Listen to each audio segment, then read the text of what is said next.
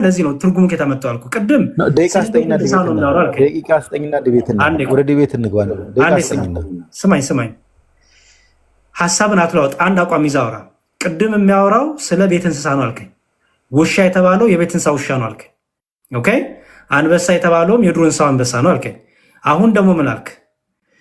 በውሻ የተመሰለው ደግሞ አውራጀ ብለህ እያልክ ጀመርክ። ስለዚህ ምን አልኩ? ማን ነው እንደዚህ ነው ተርጉም ያለ? ስለዚህ አንድ አቋም ይዘህ ውሻ የተባለው የቤት እንስሳ ውሻ ነው ካልክ በዛ በቤት እንስሳ ውሻ ፍታው። አይ ውሻ የተባለው በዚህ የተመሰለ ሰው ነው ካልክ አንዱን አቋም ይዘህ ፍታው። አዘርዋይስ ደግሞ የምትፈታበትን ማስረጃ ስጠኝ። በቃ አለቀ። እኔ ጋር ሌሊት ነው። አሁን ቀጥታ ወደ ዲቤት እንግባ። ቅዱሳን አያማልዱ። በዚህ ርዕስ ደቂቃ 30 ደቂቃ 40 ደቂቃ አንድ ሰዓት ወስደን ዲቤት እናድርግ። እናንተ አሁን እሺ፣ ጥሩ እንዲሁም ዲቤት እናድርግ። መልካም እሺ፣ ማስረጃ እንፈልጋለሁ። እሺ፣ እንደማያማልዱ ጥቅስ እያወጣ ምንም ማስረጃ በደቂቃ ነው የምናወራው። ቅዱሳን አያማልዱ። ማስረጃ እፈልጋለሁ። ያው ደቂቃ ስንት ደቂቃ ልስጥህ? 5 ደቂቃ ልስጥህ? 5 ደቂቃ ሰጠው። ጀምር። 5 ደቂቃ ሰጠው። ጥቅስ እየሰጠኝ እሺ፣ እንድቃወምህ ጥቅስ ስጠኝ። ኖ ወደ ዲቤት ነው ጥቅስ ስጠኝ ማለት ስታወራ ጥቅስ ስጠኝ። ቀጥል እኮ አልኩህ። 5 ደቂቃ ሰጠው። እሺ ጎይድ ጀምር። ቅዱሳን አያማልዱም። መጽሐፍ ቅዱስ ሲናገር ዕብራውያን 9:27 ላይ እንደዚህ ተብሎ ተጽፏል። ለሰዎችም አንድ ጊዜ መሞት ከእርሱ በኋላም ፍርድ እንደተመደበባቸው ተብሎ ተጽፏል። ሰው አንድ ጊዜ ይሞታል። ከዛ በኋላ ክርስቶስ ዳግም መጥቶ እስኪፈርድ ፍርዱን ይጠባበቃል። የሰው ልጅ ከሞተ በኋላ አያማልድም። ምልጃ ምድር ላይ ያለ አንዳችን ለሌላው እንድንጸልይ መጽሐፍ ቅዱስ ያስተምራል። ያ ማለት ግን በህይወት በምድር ላይ የሌለ ቅዱስ ማንም ይሁን ሊያማልድ አይችልም። ይሄ ከመጽሐፍ ቅዱስ ጋር የሚቃረን ነው። ጳውሎስ በገላትያ መጽሐፍ 1:8 ላይ የተናገረው ነገር አለ። ምን ብሎ ተናግሯል? ነገር ግን እኛ ብንሆን ወይም ከሰማይ መልአክ ከሰበክንላችሁ ወንጌል የሚለይ ወንጌልን ቢሰብክላችሁ የተረገመ ይሁን ይላል። አይደለም የሰው ልጅ መላእክት እንኳን መጥተው እኛ ከሰበክንላችሁ ወንጌል ውጭ የሰበከውን የተረገመ ይሁን ነው። እሺ ምን ብለው ነው እነሱ ያስተማሩት? እነሱ ያስተማሩት ለምሳሌ ወደ ዕብራውያን ክፍል እንሄዳለን። ዕብራውያን ላይ እንደዚህ የሚል ክፍል አለ። ዕብራውያን 9 እንደዚህ ያለ ዕብራውያን ምዕራፍ 7 አነበዋለሁ። ክፍሉ እንደዚህ ይላል። ከሀያ ጀምሮ እነርሱም ያለ መሐላ ካህናት ሆነዋልና እርሱ ግን ጌታ አንተ እንደ መልከ ጼዴቅ ሹመት ለዘላለም ካህን ነህ ብሎ ማላ አይጸጸትም ብሎ በተናገረለት ከመሐላ ጋር ካህን ሆኗልና ያለ መሐላ ካህን እንዳልሆነ መጠን ይላል። እንዲሁ ኢየሱስ ለሚሻል ኪዳን ዋስ ሆኗል። እነርሱም እንዳይኖሩ ሞት ስለከለከላቸው ካህናት የሆኑ ብዙ ናቸው። እርሱ ግን ኢየሱስ ማለት ነው ለዘላለም የሚኖር ስለሆነ የማይለወጥ ክህነት አለው ብሎ እነዛን በህይወት ስለሌሉ ክህነታቸው እንደማይሰራ ተናግሯል። ስለዚህ ይሄንኑ ክፍል በሌላ ክፍል ላይ አስረዳችኋለሁ። ምን ይላል ጳውሎስ በሮሜ መጽሐፉ ላይ ምንድን ነው የሚለው? ለሮሜ ሰዎች በጻፈው ምዕራፍ 8 ቁጥር 34 ላይ እንደዚህ ብሎ ተናግሮናል። ምን ያለ የሞተው ይልቁንም ከሙታን የተነሳው በእግዚአብሔር ቀኝ ያለው ደግሞ ስለኛ የሚማልደው ክርስቶስ ኢየሱስ ነው ብሏል። እሺ ይሄን ሲጽፍ ኢየሱስ ክርስቶስ የት ነው ያለው? ኢየሱስ ኦልሬዲ አድርጓል። ወደ አባቱ አድርጎ በእግዚአብሔር ቀኝ ነው ያለው። ማን? ኢየሱስ። ጳውሎስ ይሄን ሮሜ 8:34ን ሲጽፍ ኢየሱስ ምድር ላይ የለም። ምን አለ? የሞተው ይልቁንም ከሙታን የተነሳው። አይ ይሄን ጽሑፍ ሲጽፍ ኢየሱስ ክርስቶስ ሞቶ ከሙታን ተነስቷል። የሞተው ይልቁንም ከሙታን የተነሳው በእግዚአብሔርም ቀኝ ያለው ደግሞ ስለኛ የሚማልደው የማለደው አይደለም የሚማልደው። ስለዚህ መጽሐፍ ቅዱስ በደንብ የሞተው ይልቁንም ከሙታን የተነሳው በእግዚአብሔር ቀኝ ያለው ደግሞ ስለኛ የሚማልደው ክርስቶስ ኢየሱስ ነው። እዚህ ቦታ ላይ ቅዱሳንን፣ መላእክቶችን፣ ሌላ ሰዎችን፣ የተለያዩ ሰዎችን መተካት ጳውሎስ በገላትያ 1:8 ላይ እኛ ከሰበክንላችሁ ወንጌል ውጭ የሰበከ የተረገመ ይሁን የሚለው የነ ጳውሎስ እርግማን ያገኘዋል። ማንን? በኢየሱስ ክርስቶስ ቦታ ሌላ የሚተካው። ይሄው ጳውሎስ ምን አለ? አንደኛ ጢሞቴዎስ ምዕራፍ 3:5 ላይ ምንድን ነው ያለን? አንደኛ ጴጥሮስ ምዕራፍ 2:5 ላይ አንድ እግዚአብሔር አለና በእግዚአብሔርና በሰው መካከል ያለው መካከለኛው ደግሞ አንድ አለ፣ እርሱም ሰው የሆነ ክርስቶስ ኢየሱስ ነው። አንድ እግዚአብሔር አለና በእግዚአብሔርና በሰው መካከል ያለው መካከለኛው ደግሞ አንድ አለ፣ እርሱም ሰው የሆነ ክርስቶስ ኢየሱስ ነው። ስለዚህ አንድ እግዚአብሔር አለና በእግዚአብሔርና በሰው መካከል ያለው ክርስቶስ ነው የሚለው ቦታ ላይ በክርስቶስ ቦታ ሌላ ቦታ ለመተካት ካልሆነ በስተቀር የአዲስ ኪዳን መካከለኛ በሆነው በኢየሱስ ቦታ ላይ ሌላ ሰው ለመተካት ካልሆነ በስተቀር ቅዱሳን አንድ ጊዜ ከሞቱ በኋላ አይማልዱም፣ አያውቁም። አሁን በኋላ ራእይ ውስጥ ያለውን ሀሳብ ወንድማችን እንደሚያነሳ እናውቃለን። ያን እሱን ስታነሳ ማተሙ መቼ ነው የተፈታው፣ አምስተኛው ማተም፣ ሰባተኛው ማተም ወደሚል ዲፕ እንገባለን። ችግር የለውም። ስለዚህ ቅዱሳን አያማልዱም። አንዴ ከሞቱ በኋላ መጽሐፍ ቅዱስ እንደሚናገረው በዕብራውያን 9:7 ላይ ለሰዎች አንድ ጊዜ መሞት ከዛ በኋላ ፍርድ እንደተመደበላቸው ተብሎ ተጽፏል። ስለዚህ መጽሐፍ ቅዱስ አይደለም የቅዱሳን ምልጃ። የሚማልደው በአብ ቀኝ ያለው የሞተው የተነሳው ኢየሱስ ክርስቶስ ነው። ደቂቃ ልጨምርልህ። በጣም የሚገርም ነገር ስለ ቅዱሳን ምን ነገር አቢሲኒያ አልቀጥልም። ለምን እንደማልቀጥል ልንገርህ። እስክሪብቶና ወረቀት ይዤ የጠበቅኩ ነበረ ስለ ቅዱሳን ትነግረኛለህ ብዬና ስለ ቅዱሳን አይማልዱም፣ ስለ ቅዱሳን አውራ ወንድም አለምዬ። ድጋሚ 5 ደቂቃ ጨምርላለሁ። 5 ደቂቃ ጨምርላለሁ። አቢሲኒያ እስክትዘጋጅ ጊዜ ፈልገህ ነው። ይበቃኛል። ቀጥል። ወደ ጥያቄና መልስ እንገባለን። ቀጥል። ስማ ይኸውልህ፣ በጣም በቃ 5 ደቂቃን አባከንክብኝ የእድሜን። ርዕሳችን ምን ይላል እንደምታው እዚህ ጋር ይኸው የቅዱሳን ምልጃ ይላል። ኦኬ፣ የቅዱሳን ምልጃ ይላል። በደንብ ካልታየ መነጽርንም ማድረግ ነው። የቅዱሳን ምልጃ ይላል እዚህ ጋር። የቅዱሳን ምልጃን በመጽሐፍ ቅዱስ በአስተምሮ ካሳየ እናልኩ። አንተ ኢየሱስ ክርስቶስ ስላለ ርዕሳችን ኢየሱስ ክርስቶስ ማን ነው አይደለም። ርዕሳችን የቅዱሳን ምልጃ በመጽሐፍ ቅዱስ እንዴት ይታያል፣ ቅዱሳን በመጽሐፍ ቅዱስ ምልጃቸው እንዴት ነው። ጨምርልሃለሁ 5 ደቂቃ። ጥቅስ ስጠኝ ስለ ቅዱሳን አለ። ምሰጠኝ ጥቅስ እስክትዘጋጅ ከሆነ ግድ የለም። እኔ ተዘጋጅ ጊዜ አለ። ጥቅስ አለ። እኔ ለምን ይሄ እንደዚህ ውይይት የለም። ልጨምርልህ ልቀንስልህ የለም። 5 ደቂቃ ልጨምርልህ ስለ ቅዱሳን ስብከትን ቀጥል። ጥያቄዎችን አዘጋጃለሁ። ቅዱሳን ቆይ ስማኝ። አሁንም 5 ደቂቃ ጨምርልሃለሁ። ስለ ቅዱሳን ጥቅስ ስጠኝ ወንድሜ። ቅዱሳንን የሚመለከት ጥቅስ ስጠኝ። ርዕሳችን ስለ ቅዱሳን ስለሆነ 5 ደቂቃ ጨምርልሃለሁ። እሺ፣ እንደዚህ አይነት ውይይት እኔ አይቼ አላውቅም። ችግር የለውም። ያው ምክንያቱም አየህ እንደዚህ ነው መሸዋወድ እኔ ጋ አይሰራም። ቅዱሳን ጥቅስ እየሰጠኝ ፕሊስ። ቆይ ለያዝ ለደቂቃ ስንት ደቂቃ ልስጥህ? 1 ደቂቃ ይበቃኛል። 1 ደቂቃ ይበቃል። እሺ አሁንም ካልነገርከኝ እጨምርልሃለሁ። እስክትነግረኝ እጠብቃለሁ። ይኸው ወረቀት ይዣለሁ። ቀጥል። እሺ በምድር ላይ የነበሩ ቅዱሳን አሁን በሕይወት የሌሉ ቅዱሳን ምንም አያውቁ። መጽሐፍ ቅዱስ ሲናገር በዕብራውያን 9:27 ላይ እንደዚህ ተብሎ ተጽፏል። ለሰዎች አንድ ጊዜ መሞት ከእርሱ በኋላ ፍርድ እንደተመደበባቸው ተብሎ ተጻፈ። ይሄ ቅዱስ አንድ ጊዜ ከሞተ በኋላ ምን እየጠበቀ ነው? ፍርድ እየጠበቀ ነው። ጳውሎስ እንደሚሆነው ቦታ ላይ ሩጫዬን ጨርሻለሁ፣ የዚህ ምድር ሩጫ አገልግሎት እንደጨረሰ ተናግሮናል በመጽሐፍ ቅዱስ ላይ። ስለዚህ ቅዱሳን አንድ ጊዜ ከሞቱ በኋላ አያማልዱም። ምን ይጠብቃሉ? ፍርድ ነው የሚጠብቁት። መጽሐፍ ቅዱስ በግልጽ አማርኛ ተጽፎልናል። ቅዱሳን ከሞቱ በኋላ አያማልዱም። እሺ አሁንም ደቂቃ ጨምርላለሁ። እንደማያማልዱ ጥቅስ ስጠኝ። ውይይታችን የቅዱሳን ምልጃ ላይ ነው። ዕብራውያን ጠቅላይ የተጻፈው ስለ ቅዱሳን አይደለም። የተጻፈው ስለ ብሉይ ኪዳን ሊቀ ካህንትነት ነው። የክርስቶስን ሊቀ ክህነት ከዘሌዋውያን ካህናት ጋር እያነጻጸረ ያወራበት ነው። ውይይታችን አሁንም የመጨረሻ ዕድል እሰጥሃለሁ። ቅዱሳን አያማልዱም። በዚህ ምክንያት ይኸው ቅዱሳን አያማልዱም። ጥቅስ ስጠኝ። ስለ ቅዱሳን ጥቅስ ስጠኝ ፕሊዝ። አሁንም እሰጥሃለሁ። ስንት ደቂቃ ልስጥህ? በቃ ግድ የለም። መጽሐፍ ቅዱሱ ስለ ኢየሱስ ክርስቶስ ምልጃ እንጂ ስለ ቅዱሳን ምልጃ አልተጻፈም። መልስ የለህም። ምኞት ነው ያ መጽሐፉ። ኢየሱስ ብቻ እንደሚያማልድ ነው። ርዕሳችን ስለ ቅዱሳን ምልጃ ነው ወንድሜ። ስለዚህ ጥቅስ የለህም ማለት ነው። ቅዱሳን ጥቅስ የሌለኝ ለምንድነው? ቅዱሳን ስለማያማሉ አልተጻፈም። ታዲያ ቅዱሳን እንደሚያማልዱ መጽሐፍ ቅዱስ ላይ አልተጻፈም። ለምን ገባ ልትወያየን ታዲያ? እንደ እኔ በጣም እኮ የሚያስቅ እኮ ነው።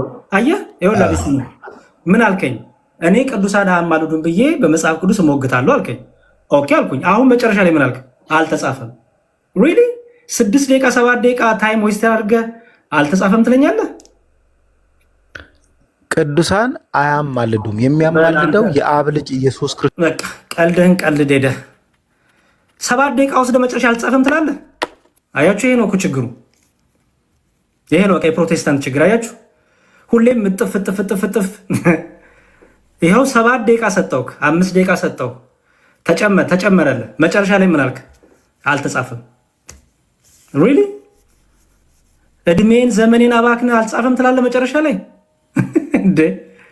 እኔ ስለ ቅዱሳን አያማልዱም ብዬ ድቤት ልግባል ገባ። ከዛስ ስለ ክርስቶስ አወራ። ይሁን ችግር የለውም መልካም። ስለ ቅዱሳን አወራ ርዕሱን። አሁንም ተጨመረ ደቂቃ። አሁንም መልሰ ስለ ብሉይ ኪዳን ካህናት ስለ ክርስቶስ የተነገረውን አንድ ላይ ዕብራውያን ላይ መጣ። መጨረሻ ላይ ጫና አድርጌ ስዝ ጥቅስ የለም። ኦ ማይ ጋድ! አይ እግዚአብሔር እንኳን ፕሮቴስታንት ከመሆን ጠበቀኝ። በቃ ዝም ብሎ በጭፍን መቃወም። አያችሁ፣ ጭፍን አድርጎ መቃወም። በቃ ዝም ብሎ አይንን ጨፍኑ እንዴ! ጥቅስ የለም። ኧረ ጉድ! አውቄ ነው። አያችሁ ክርስቲያኖች እንድታዩ ፈልጌ ነው። ክርስቲያንት ወንድሞች እንድታዩ ፈልጌ ነው። ቅድም አሁን ኧረ ያሬድ ምናምን ስትሉ ነበረ። አውቄ ነው። አያችሁ ጥቅስ የለም። አሪፍ ነው ወይ? ጥቅስ የለም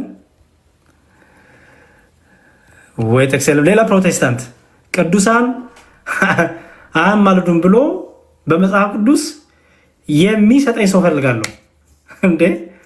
እንደ አሁኑ 7 ደቂቃ 6 ደቂቃ ወስዳችሁ ከእድሜ ላይ መጨረሻ ላይ አይ ጥቅስ የለም እንዳትሉኝ። ወይ ጉድ!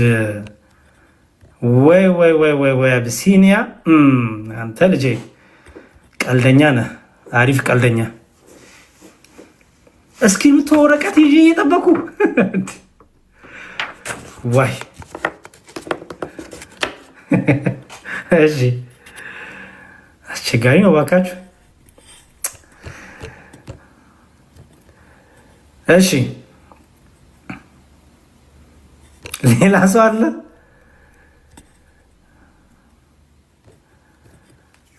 እኛ እኮ ባይዘወይ ቅዱሳን ያማልዳሉ ስንል እኮ ይጸልያሉ፣ ይጠይቃሉ እያለን ነው። ኢየሱስ ክርስቶስ ይጸልያል፣ ይጠይቃል እንዴ? የእኛ አማላጅ ክርስቶስ ስትል እኛ ቅዱሳኑን ይጸልያሉ፣ ይማልዳሉ ለማለት ያማልዳሉ አለን። ጌታን ጠይቀው መልስ ይጠብቃሉ። ስለዚህ አማላጆቻችን እላችኋለን። አይ እናንተ መላእክት አሉ፣ የእኛ አማላጅ የሚለው ኮንሰፕት ራሱ አልገባችሁ። እኛ ቅዱሳኑን ይማልዳሉ ስንል ጠይቀው መልስ ይጠብቃሉ ከአምላካቸው ከፈጣሪያቸው። በጸሎታቸው አግዙናል እያሉ ነው። 7 ደቂቃ ዋይ ዋይ ዋይ ዋይ! 7 ደቂቃ ወስደ ከዛ ጥቅስ የለኝም። ዶክተር ሰላም ብያለሁ። ሰላም ብያለሁ ዲያቆን። ትክክል አድርገሃል፣ ጥሩ አድርገሃል። እንደዚህ የእነሱን አቋምም አንዳንዴ መጠየቅ ጥሩ ነው። ሁል ጊዜ የቅዱሳን ምልጃ ላይ እኛ መጠየቅ የለብንም። እነሱም እንደ እምነት የያዙትን ነገር መጽሐፍ ቅዱስ እናምናለን ስለሚሉ ከመጽሐፍ ቅዱስ እምነታቸውን እንዲያሳዩ እድል ሰጥታቸው ነበር። ያው ይሄን ደግሞ አላየንም። ሁል ጊዜ ያው ዕብራውያን 9:27 ይጠቀሳል። እንደገና ክህነታቸው አብቅቷል የሚለውን ይጠቅሳሉ። እኛ ከጅምሩ የክህነት አገልግሎት ይሰጡናል አላልንም። ክህነትን መቃወም ትችላላችሁ። እኛም ክህነት ይቀጥላል ብለን አናምንም። የዘላለም ሊቀ ካህን ኢየሱስ ክርስቶስ ነው። የብሉይ ኪዳን ሊቀ ካህናት ኦኬ የነሱ አገልግሎት ይቀጥልልናል የሚል ክሌም አይደለም። የቅዱሳን ምልጃ ማለት የጸሎት መተጋገዝ እንጂ ሁል ጊዜ የሚጠቅሷቸው ጥቅሶች አውት ኦፍ ኮንቴክስት የሆኑ ናቸው። ክህነትን እኛ የቅዱሳን ክህነት የሚል አይደለም ርዕሱ የሚታይ ከሆነ የቅዱሳን ምልጃ ነው የሚለው የቅዱሳን ጸሎት። ሁለተኛ ዕብራውያን 9:27 አንድ ሰው ከሞተ በኋላ ፍርድ ይጠብቀዋል የሚለው ሀሳብ፣ አዎ ፍርድ ይጠብቀዋል። ያ ማለት ቅዱሳን በስጋ ከተለዩ በኋላ አይጸልዩም ማለት አይደለም። እዛ ጋር ያለው ሀሳብ ዮሐንስ አፈወርቅም እንደተረጎመው መሞታችን እንደውም ጥሩ ነው። ለእኛ ፍርዱ ጥሩ ነው። ሞት ውስጥ አይደለም የምንቀጥለው፣ ከዛ በኋላ ህይወት እንቀጥላለን ነው የሚለው። ካቴና ላይ ገብታችሁ ብታዩ ወደ ህይወት እንሸጋገርበታለን ነው የሚለው ሰው። የዛ ጥቅስ ሀሳብ ከሞትን በኋላ ወደ ህይወት እንገባለን የሚል ነው ባጭሩ፣ እንጂ ከምልጃ ጋር ከመለመን ጋር የሚያገናኘው ነገር የለም። ስለዚህ መቃወሚያ ጥቅስ አምጡን። እስካሁን አላመጣችሁም። አሁን ካላችሁ አምጡለት። ዲያቆን እየጠበቃችሁ ነው፣ መሸበት።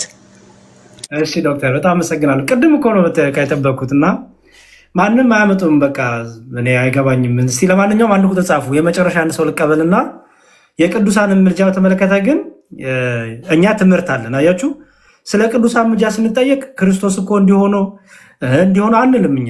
ምክንያቱም ነገረ ክርስቶስ ራሱን የቻለ የነገረ ድነት ትምህርት አለ፣ ክርስቶሎጂ አለ። የቅዱሳን ደግሞ ራሱን የቻለ የቅዱሳን ትምህርት አለ።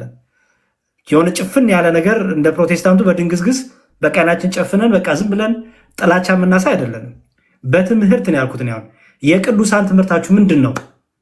የነገረ ቅዱሳን የነገረ መላእክት ትምህርታችሁ ምንድን ነው? የቅዱሳን ትምህርታችሁ በአጸደ ነፍስ በአጸደ ስጋ ምንድን ነው ትምህርታችሁ? እሱን አሳዩን እኮ ነው።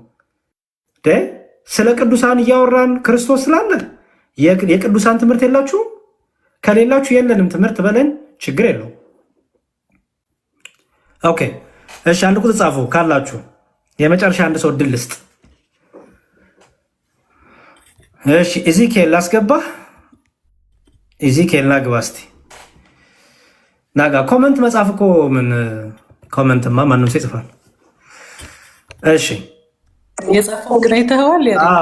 ስለ ኢየሱስ ማውራት አትወዱም ይላልና ርዕሱን ማንበብ የምትችሉ ከሆነ አንብቡ ፕሊስ። የቅዱሳን ምልጃ አንደኛ የቤተክርስቲያን አስተምሮ ነው። እሱ ላይ እያወራን ነው። ስለ ክርስቶስ ብዙ ቀን ርዕስ ይዘው ይገባሉ ወንድሞች። የዛኔ ደግሞ እናወራለን። እሺ ፐርፌክት። ኢዚኬል ሰላም ብያለሁ። ሰላም ነው። እንዴት ነው? እግዚአብሔር ይመስገን። ሁሉ ሰላም ሁሉ ሰላም፣ እግዚአብሔር ይመስገን። እንዴት ነው? ቤተ እምነት ነህ?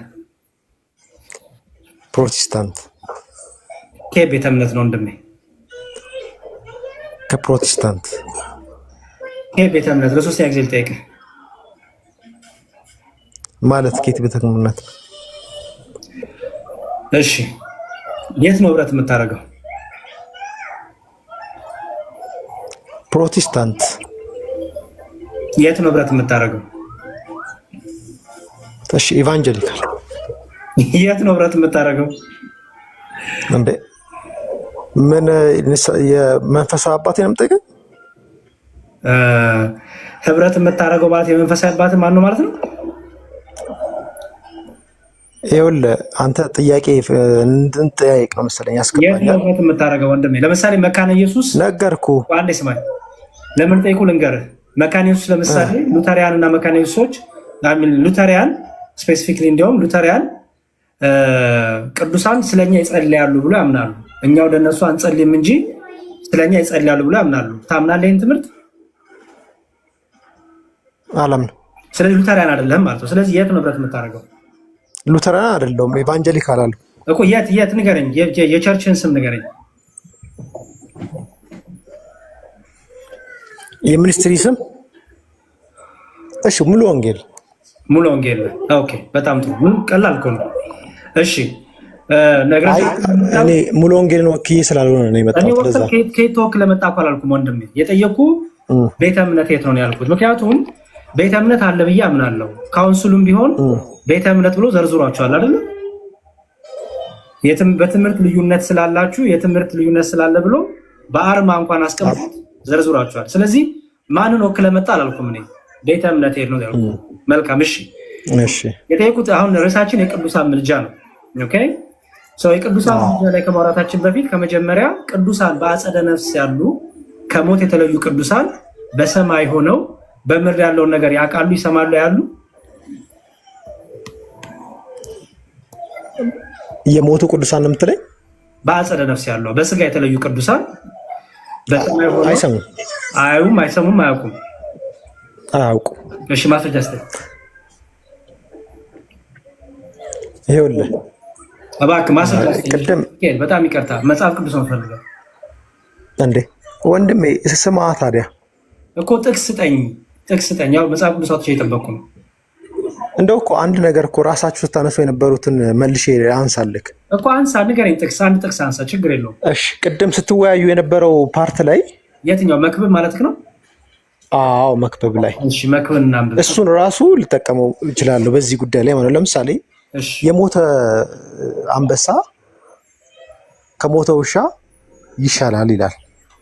ያልሞተ ውሻ ከሞተ አንበሳ ይሻላልና ይላል። ያልሞተ ውሻ ከሞተ አንበሳ ይሻላል ይላል። ፐርፌክት። ያልሞተ ውሻ የተባለው ማን ነው? በውሻ የተመሰለው ውሻው ለማን ነው ምናምን የሚለውን ነገር ስትከራከሩ ነበረ። ግን እኔ በምን ኮንቴክስት ነው እዚህ ጋር ማነሳው? ለምሳሌ እነዚህ አሁን ቅዱሳኖች እኛ የምናምንባቸው ወንድም ይስማኛ እየሰማኝ መጀመሪያ የሚደረገው መጽሐፉ ይተረጎማል፣ ይፈታል። ይሄ ክፍል ሲፈታ እንዲህ ነው ብለህ ታስረዳኝና ከዛ ወደኛ ደግሞ ወደ ጥያቄያችን ታመጣዋለህ። አሁን መጀመሪያ ንባቡ የሚለው ያልሞተ ውሻ ከሞተ አንበሳ ይሻላልና ሰው ከሔዋን ሁሉ ጋር በአንድነት ቢኖር ተስፋ አለው። ሔዋን እንዲሞቱ አውቃሉና ሙታን ግን አንዳቸው አያውቁም፣ መታሰቢያቸው ተረስቷል፣ ከዚህ በኋላ ዋጋ የላቸውም ይላል። አሁን ይህንን መጀመሪያ ዲፋይን አድርግልኝ። ያልሞተ ውሻ የተባሉት ማን ናቸው? ያልሞተ ውሻ የተባሉት ማን ናቸው? ከሞተ አንበሳ የተባሉት ማን ናቸው? በውሻ የተመሰሉት በአንበሳ የተመሰሉት ማን ናቸው? ከዚህ ጀምር። ይኸውልህ እዚህ ቦታ ላይ እኔ ቅድም ወንድሜ እንደተረጎመው ነው የምተረጉመው። ተርጉሞሽ በህይወት ያለው ውሻ ነው ማለት የሞተው አንበሳ ደግሞ በቃ በህይወት ያለው ውሻ በአማርኛ ስለሆነ የተጻፈው በአማርኛ ነው የተጻፈው። የቤት እንስሳ ውሻ ነው ወይ? ኧረ እባክህ እኔ አማርኛ ምንም መተርጎም አያስፈልገውም። ስለ ቤት እንስሳ ውሻ ነው የሚያወራው? አዎ ማለት ያው የዱሩ ሳይሆን የቤት እንስሳ። አዎ የዱሩ ውሻ አለ እንዴ? እሺ አለበት። ጥሩ እሺ። ስለዚህ የሜዳ እንትን ነው ይችላል፣ ችግር የለውም። ያልሞተ ውሻ የተባለው ቤት ውስጥ ያለው ቤታችን የምናሳድግ ውሻ ነው።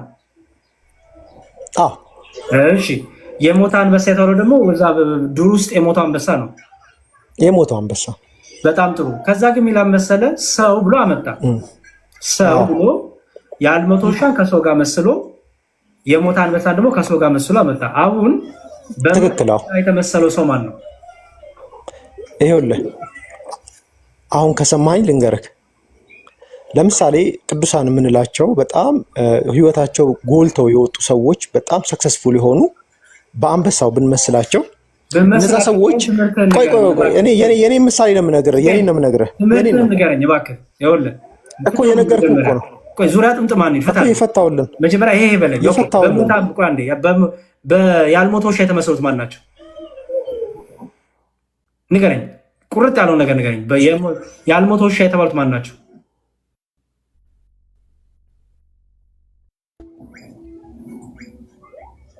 ይሰማል? አዎ፣ ያልሞተ ውሻ የተባሉት ማን ናቸው? ያልሞተ ውሻ የተባሉት በህይወት ያሉ ነገር ግን ልክ አሁን አንበሳ እንደተባሉት አይነት ሰዎች ኢንፍሉዌንሻል ያልሆኑ ሰዎች ግን በህይወት ያሉ ሰዎች ነገር ግን እዛ ጋር ደግሞ በጣም ሞር ኢንፍሉዌንሻል የሆኑ ስትሮንግ የሆኑ ግን በውሻ ለምን ተመሰሉ ናቸው። ጀስት አሁን ለምሳሌ እዚህ ቦታ ላይ እንደዛ ነው ፈታው። እስኬል በውሻ ለምን ተመሰሉ? እነዚህ ያልሞቱት በውሻ ለምን ተመሰሉ? ለምን ተመሰሉ መሰለ? በሁለቱ መካከል ከፍተኛ ዲፍረንስ ስላለ ነው። ሁለቱ በህይወት እያሉ ቢሆን ኖሩ አይገጥሙም። ውሻና አንበሳ በህይወት ቢኖሩ ሁለቱም አይገጥሙም። በውሻ ለምን ተመሰሉ ነው ያልኩህ እኮ። ለምን ተመሰሉ? በውሻ እነሱ ለምን ተመሰሉ መሰለ? ከአቅማቸው አንጻር፣ የአቅም አንጻር ማለት አልገባኝም። አቅም ካልክማ ውሻም ተናካሽና ኃይለኛ ውሻ አለ። ይኸውልህ ለምሳሌ በዚህ አሁን ባለንበት ዘመን ላይ በቤተ እምነት ውስጥ በጣም አባቶች የምንላቸው ከፍተኛ ደረጃ ላይ የደረሱ ሰዎች አሉ። ውሾች ናቸው፣ አንበሶች ናቸው። ከዛ ደግሞ እነሱ አንበሶች ናቸው። በእኔ ነው የምልህ። ይኸውልህ እባክህ መክብብ ላይ ሆነ ፍታልኝ። እሺ፣ ያልሞተ ውሻ ጀስት ቋንዴ ኦ ማይ ጋድ ይኸውልህ እሺ ያልሞተ ውሻ ከሞተ አንበሳ ብሎ ሰው ብሎ አመጣ። አሁን የጠየቁ ጥያቄ በደንብ ስማኝ። ባልሞተ ውሻ የተመሰለው ሰው ማን ነው? ለምን በውሻ ተመሰለ? እችን ብቻ አፍታለኝ። ባልሞተ ውሻ የተመሰለው ሰው ከነዛ አንበሳ ካልኳቸው ቅድም ካልኳቸው ሰዎች የህይወት ደረጃ ዝቅ ያሉ ሰዎች ናቸው። ነገር ግን በህይወት እስትንፋስ አላቸው። ወንድሜ አንድ ላይ ነው ተያይዞ ነው የተጻፈው። ቆይ ህይወታቸውን እንየው መጀመሪያ። የአንበሶቹን ህይወት እንይ፣ የውሾቹን ህይወት እንይ። በውሻ የተመሰሉት ሰዎች ህይወታቸው ምንድን ነው? ለምን ተመሰሉ? ህይወታቸው ደካማ ስለሆነ ነው። ደካማ ስለሆነ? አዎ። ኃጢአተኞች ማለት ነው? በደለኞች ማለት ነው? አዎ፣ ደካማ ስለሆኑ። ፐርፌክት። እሺ፣ ጥሩ። እሺ፣ ያልሞተ አንበሳ የተባሉት እነማን ናቸው? የሞተ አንበሳ የተባሉት ይቅርታ፣ የሞተ አንበሳ የተባሉት ቅድም ገልጬልሃለሁ። በእምነታቸው በጣም ስትሮንግ የሆኑ ሰዎች ነገር ግን ዛሬ ላይ በህይወት የሌሉ የተመሰከረላቸው፣ በእምነታቸው ስትሮንግ የሆኑ አልከኝ። የተመሰከረላቸው። አዎ የተመሰከረላቸው። ፐርፌክት፣ በጣም መልካም። እሺ አሁን እንቀጥል። ሰው ከሔዋን ሁሉ ጋር በአንድነት ቢኖር ተስፋ አለው። ሔዋን የተባሉት ማን ናቸው? ሔዋን ያሉ ማለት አሁን በህይወት ያሉ ማለት ነው። የቶቹ? ያልሞተ ውሻ የተባሉት አይደለም። በቃ በህይወት ያሉ ሰዎች ማለት ስትሮንግ ሊሆኑ ይችላሉ፣ እንዳንበሳ ምንም ሊሆኑ ይችላሉ። ነገር ግን በህይወት ያሉ ከሕያዋን ጋር ጥያቄ ገብተዋል። እዚህ ጋር ሕያው የተባሉት ማን ናቸው? አንበሶቹ ናቸው። ሕያው የተባሉት እስትንፋሳቸው ያሉ ሰዎች፣ እስትንፋሳቸው አብሯቸው ያለ ሰው። አንበሶቹንና ውሾቹን ሳይሆን አይደለም። ገብቶኛል ጥያቄ። አንዴ ስማኝ እስኪ። እሺ ያልሞቱ ውሻዎችን ክርስቲያኖች ናቸው ግን በኃጢአት ይመላለሱ አልከኝ አይደል? አዎ። የሞቱ አንበሳ ደግሞ ክርስቲያኑን የተመሰከረላቸው ቅዱሳን አልከኝ አይደል? አዎ። በጣም ጥሩ። አሁን ሰው አለና ከሔዋን ሁሉ ጋር ቢኖር በአንድነት ተስፋ አለው ይላል። እዚህ ጋር ሔዋን የተባሉ ለሰው ተስፋ ይሰጣሉ የተባሉት ሔዋን የተባሉት እነማን ናቸው? አንበሶቹ እነማን መሰሉክ ናቸው? እነማን መሰሉክ? እዚህ ጋር ከካታጎሪ ውጭ ወተን ከሁለቱ ካታጎሪም የሆኑ ግን በእስትንፋሳቸው አብሯቸው ያለ ሰው ሰዎች ለምሳሌ እንደኔና እንዳንተ የሚተነፍሱ ማለት ነው። ለምን እንደማይሆን ልንገርህ። ለምንድን ነው የማይሆነው? እነዚህ ከነዚህ ሔዋን ጋር ቢኖሩ ተስፋ አላቸው ነው የሚለው። ተስፋ አላቸው ከተባለ ከምን ጋር የተገናኘ ነው? ከመዳናቸው ጋር የተገናኘ ነው አይደል? አዎ። ስለዚህ ከመዳናቸው ጋር የተገናኘ ከሆነ ተስፋው ከአንበሶቹ ጋር ነው ከውሾቹ ጋር ቢኖሩ ተስፋ ያላቸው?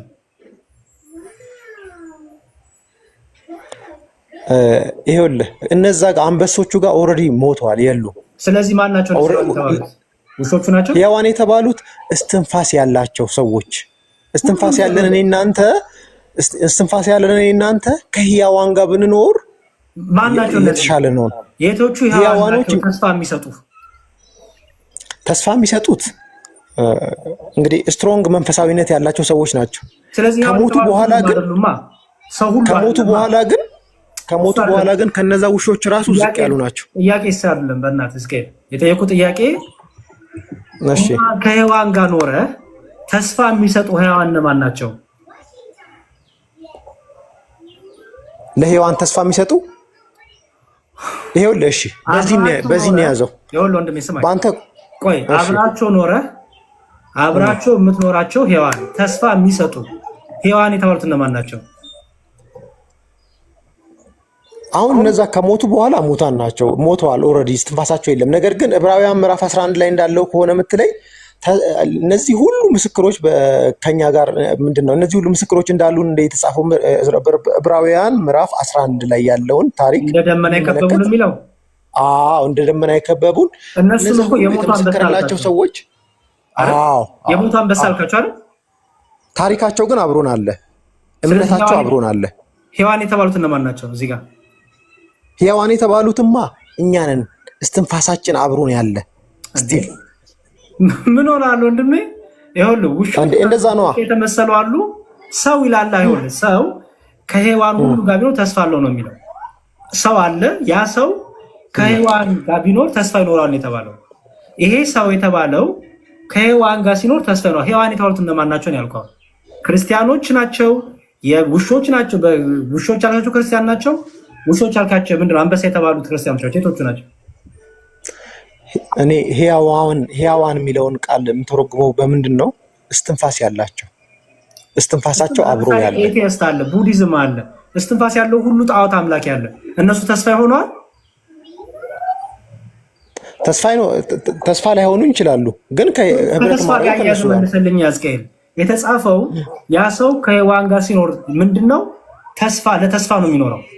ስለዚህ ተስፋ የሚሰጡ ሔዋን የተባሉት እነማን ናቸው? ውሾቹ ናቸው? አንበሶቹ ናቸው? አሁን ካታጎራይዝ አድርጌው ለምሳሌ በህይወት ያሉ አንበሶች ቢሆኑ መርጣለሁ፣ ግን በህይወት ከሌሉ ግን ኢቭን ከነዛ ውሾች ራሱ ዝቅ ይላሉ ይላል እዛ ከፍ ብሎ። ስለዚህ እስትንፋስ ያላቸው ሰዎች ለምሳሌ ጣዖት አምላኪያን ጀነራላይዝ ነው ያደረኩት። እስትንፋስ ያላቸው እኮ ጣዖት አምላኪያን እንክተታቸው። እነሱ ለምሳሌ ጣዖት አምላኪያን ክርስቶስን የካዱ በእግዚአብሔር የማያምኑ በስላሴ የማያምኑ እንክተት።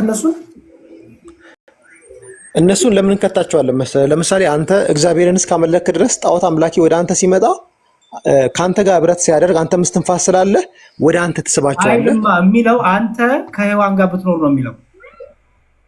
ሰው ብሎ ከሔዋን ጋር ቢኖር ተስፋ አለው ነው። ይሄ ሰው የሚኖርባቸው ሔዋኖች ተስፋ ይሰጡታል ነው የሚለው። የነዛ የሔዋኑ ዓላማ ለዚህ ሰው ተስፋ መስጠት ነው። ይሄ ሔዋን ተስፋ የሚሰጡ እስትንፋሳቸው አብሯቸው ያለ ግን እግዚአብሔርን የሚወዱ ሰዎች። ስለዚህ አማኞችን ያላመኑትን አይደለም ማለት ነው። አይ እነሱንም ይመለከታል፣ ግን ሞር የሚመረጠው ግን ተስፋ ይሰጣል። አንተ ለምሳሌ የማያምን ሰው ተስፋ ይሰጣል። አንተ ከእምነት ጋር የተያያዘ ተስፋ አይሰጠኝም። በቃ ክፍሉን በደንብ እንቀጥል፣ አሁን ጊዜ እንዳናባክን። እሺ ከዛም ይላል መሰለህ ሔዋን እንዲሞቱ ያውቃሉና ሙታን ግን አንዳቸው ያውቁ። ሕያዋን የተባሉት እነማን ናቸው? ሕያዋን እንዲሞቱ ያውቃሉ። እነማን ናቸው ሕያዋን የተባሉት በዚህ ክፍል? ሕያዋን እንግዲህ እስትንፋስ ያላቸው ብያለሁ፣ ቅድም እንዳልኩክ ነው። ተስፋ የሚሰጡ ናቸው እነዚህ ሕያዋን የተባሉት። ተስፋ የሚሰጡክ ናቸው ሕያዋን የተባሉት ናቸው። እዚህ ጋር እንደሞቱ የሚያውቁት እንደሞቱ ይኸውልህ፣ ሕያዋን ምላቸው እስትንፋስ ያላቸው ነው ያልኩት። ገባኝ እኮ ሁሉም እስትንፋስ ያላቸው አልከኝ አይደል? አዎ። እሺ እነዚህ ናቸው እንደሞቱ የሚያውቁት። የቶቹ? ሁሉም ሰው ያልከው ሕያዋን ሁሉም ሰው ነው እኮ። ገባኝ። ለሁሉም ሰው ስትጠቀምከው እንደሞቱ ያውቃል የተባለው እነዚህ ለሁሉም ሰው ነው ወይ? አዎ። ለምሳሌ መጨረሻ ላይ እንግዲህ ሁላችንም መደምደሚያችን እዛ ጋር ነው። ያ መክብብ ምዕራፍ 12 ላይ እንደሚለው የመሞታቸውን ማወቅ ጥቅሙ ምንድን ነው? እዚህ ጋር ጥቅሙ ምንድን ነው መሰለህ? መሞታቸውን ማወቃቸው እንግዲህ ላስተዋለ ሰው ወደ እግዚአብሔር እና ወደ ንስሐ እንዲቀርቡ ነው። ሳያምኑ ንስሐ አለ። ያው ሰባኪ የሚሰብካቸው ካገኙ ከዛ በኋላ ያንን ሰምተው ማመን ግዴታ አለባቸው። ካላመኑ ደግሞ ይፈረድባቸዋል። እነዚህ እኮ ሕያዋን የተባሉት እኮ ክርስቲያኖች ናቸው፣ ቅዱሳን ናቸው እኮ ብለን በምድር ላይ ያሉ ክርስቲያኖች ናቸው ብለን ያቀዳል። ከመነሻው ያልሞቱ አንበሳ የተባሉት ክርስቲያኖች ናቸው፣ በመንፈሳዊታቸው የበረቱ ብለን ነበር እኮ በሕይወት ያሉት ብለን ነበር። ሕያዋኑ ሳይሆን ያልሞቱ አንበሶች የሞቱ አንበሳ የተባሉት በሕይወታቸው የተመሰከረላቸው ልክ ዕብራውያን ምዕራፍ 11 ላይ እንዳሉ አይነት ሰዎች። ያልሞቱ ውሾች ያልካቸው በሕይወት ያሉ ናቸው አይደል? ሕያዋኖቹ ናቸው። እነሱ ክርስቲያኖች ናቸው እኮ ብለን ነበር። ስፔሲፊክሊ ገንጥለው ወስደ ሌሎቹን ሳይሆን ክርስቲያኖች ናቸው ግን በድካም ውስጥ ያሉ ግን በክርስቶስ ያመኑ ብለን ነበር። እነዚህ ያልሞቱ ውሾች ደካማ የሆኑ ሰዎች ናቸው። ክርስቲያኖች ናቸው ያልኩት ክርስቲያኖችም ሊሆኑ ይችላሉ። ክርስቲያኖች ሊሆኑ ይችላሉ። ደካማ የሆነ ህይወት ያላቸው እንደነዛ እንደ አንበሶቹ ያልሆኑ ምስክር ሊሆኑ ማይችሉ እኮ። በምን በክርስትና ህይወታቸው ነው ደካማ የሆኑት ወይስ በክርስትና ህይወታቸው? በክርስትና ህይወታቸው። ፐርፌክት። መጽሐፍ ቅዱስ ስለሆነ ማለት ነው። አሁን የዋን ትምህርትን በደንብ አስተውለው። ስለዚህ እነዚህ ሕያዋን እንዲሞቱ ያውቃል የተባሉት ማን ናቸው? እነዚህ ሞቱ ውሾቹ ናቸው አይደል? ምን አልከኝ? የአሁኑ ጥያቄ ሕያዋን እንዲሞቱ ያውቃሉ የተባሉ በአንተ ትምህርት ያልሞቱ ውሾች ናቸው አይደል? ሕያዋን ማለት እስትንፋስ ያላቸው እስትንፋስ ያላቸው። ችግር የለውም። እሺ ሙታን ግን አንዳቸው አያውቁም። ሙታን የተባሉት ማናቸው አልከኝ? ቅዱሳን አልከኝ አይደል? ሙታን ከተባለ ጀነራል ነው ሁሉም ሰው። ቅዱሳንም ላይሆኑ ይችላሉ። በቃ የሞቱ ሰዎች ማለት ነው። እኔ ጥያቄውን ስለ ቅዱሳን ነው። እስትንፋስ የሌላቸው አሁን ለምሳሌ ሕያዋን እስትንፋስ ያላቸው አልኩክ። እኔ ስለ ቅዱሳን የጠየቁት። እሺ ቅዱሳን ሆኖ ስለ ቅዱሳን ብቻ እናወራና ሌሎቹን ረስተናቸው። ሕያዋን እስትንፋስ ያላቸው ናቸው። ከዛ ሙታን ደግሞ እስትንፋስ የሌላቸው። ስለ ቅዱሳን ንገረኝ። የዚህ ጋር ሙታን የተባሉት እስትንፋስ የሌላቸው ኧረ እባክህ ሕዝቅኤል በእናትህ እንዴ! እስትንፋስ የሌላቸው ቅዱሳንም ሙታን ናቸው ነው። ይኸውልህ ወንድሜ እስትንፋስ የሌላቸው በክርስቶስ ያላመኑ ብዙ አሉ የሞቱ። እኔ ቅዱሳን ነው እያወራሁ ያለሁት። አሁን የመጨረሻ ነው የምጠይቅህ። በቃ እዚህ ጋር ሙታን የተባሉት በክርስቶስ ያመኑት ቅዱሳን ናቸው ለአንተ?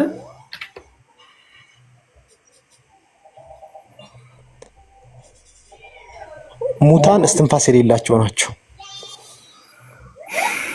በክርስቶስም ያሉ ያመኑም ሊሆኑ ይችላሉ፣ ያላመኑም ሊሆኑ ይችላሉ። ስላመኑት ነው የማወራው እኔ። እዚህ ጋር አመኑት ሙታን የተባሉት በክርስቶስ አምነው የሞቱት ናቸው ሙታን የተባሉት። እዚህ ጋር ሙታን የሚላቸው እኮ ለእኛ ነው።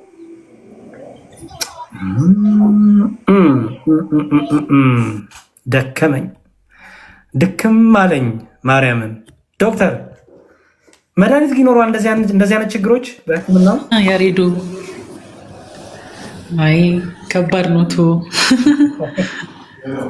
አይ ቲንክ ጥቅሱን አንተ አብራራውና ስለ ቅዱሳን የተነገሩና ሕያውነትን የሚያሳዩ ጥቅሶችን አሳይተን ከሚመሽብን እንደዛ ይሻላል። አይሻልም? አዎ። አይ በቃ እናጠቃል። ሀሳብ ስጪና ከዛ እንጨርሳለን። በቃ እስካሁን ባየሹ ላይ ኦኬ። አሁን ከዚህ በኋላ የምትሰሙት የእኛን የክርስቲያኖችን ትምህርት ነው። ዛሬ እንግዲህ በነበረን ቆይታ ፕሮቴስታንት ወንድሞቻችን መክብብን እንኳን ሲጠቅሱ ምን እያለ መክብብ እንደሆነ ያውቁታል። አያችሁ፣ ጫን አርጋችሁ ስትይዙት እስቲ ዲፋይን አርጉት እያንዳንዱ ነገር ፍቱት ስትሏቸው በቃ መምታታት ይመጣል። አያችሁ፣ ከመነሻውም ትርጉሙ ትክክል ስላልሆነ እንደዚህ ግራ የሚጋቡት አንዴ ወደ አንዴ ፍሊፍላፕ የሚያደርጉት ምክንያቱም የክፍሉ ትርጉም ስታነቡት እነሱ እንደሚሉት ስለማይመጣ፣ ስለዚህ ምን ይወጣል? ኮንፊውዥን ይመጣል። ያሉትን ይረሱታል። አንዴ ይላሉ፣ አንድ አይሉም። ስለዚህ መክብብን እናስረዳቸዋለን ማለት እንደሆነ ያልሞተ ውሻ የተባለው ማለት ነው። የሞተ አንበሳ የተባለው ማለት ነው። በአንበሳና በውሻ ለምን ተመሰለ?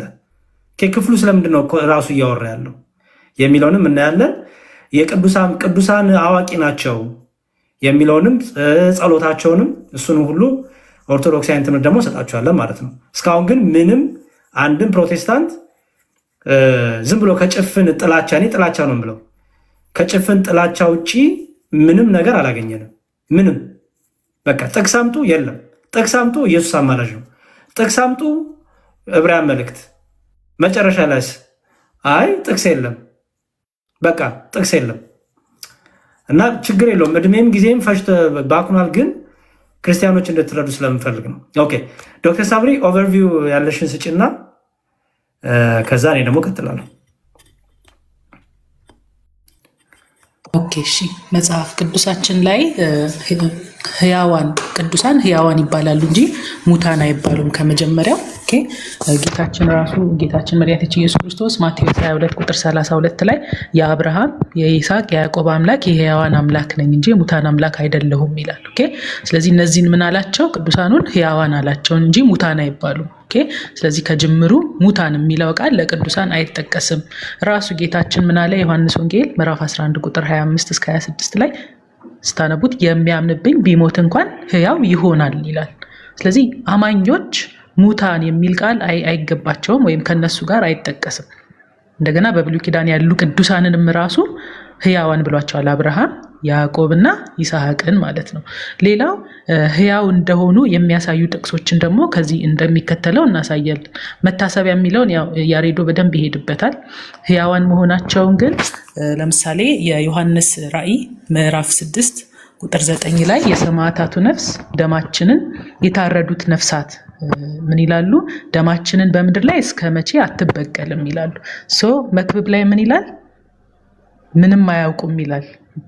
እዚህ ጋር ግን ምን ይላል መጽሐፉ ላይ? የታረዱት የሰማዕታቱ ነፍስ እስከ መቼ በምድር ላይ ባሉት ደማችንን አትበቀልም።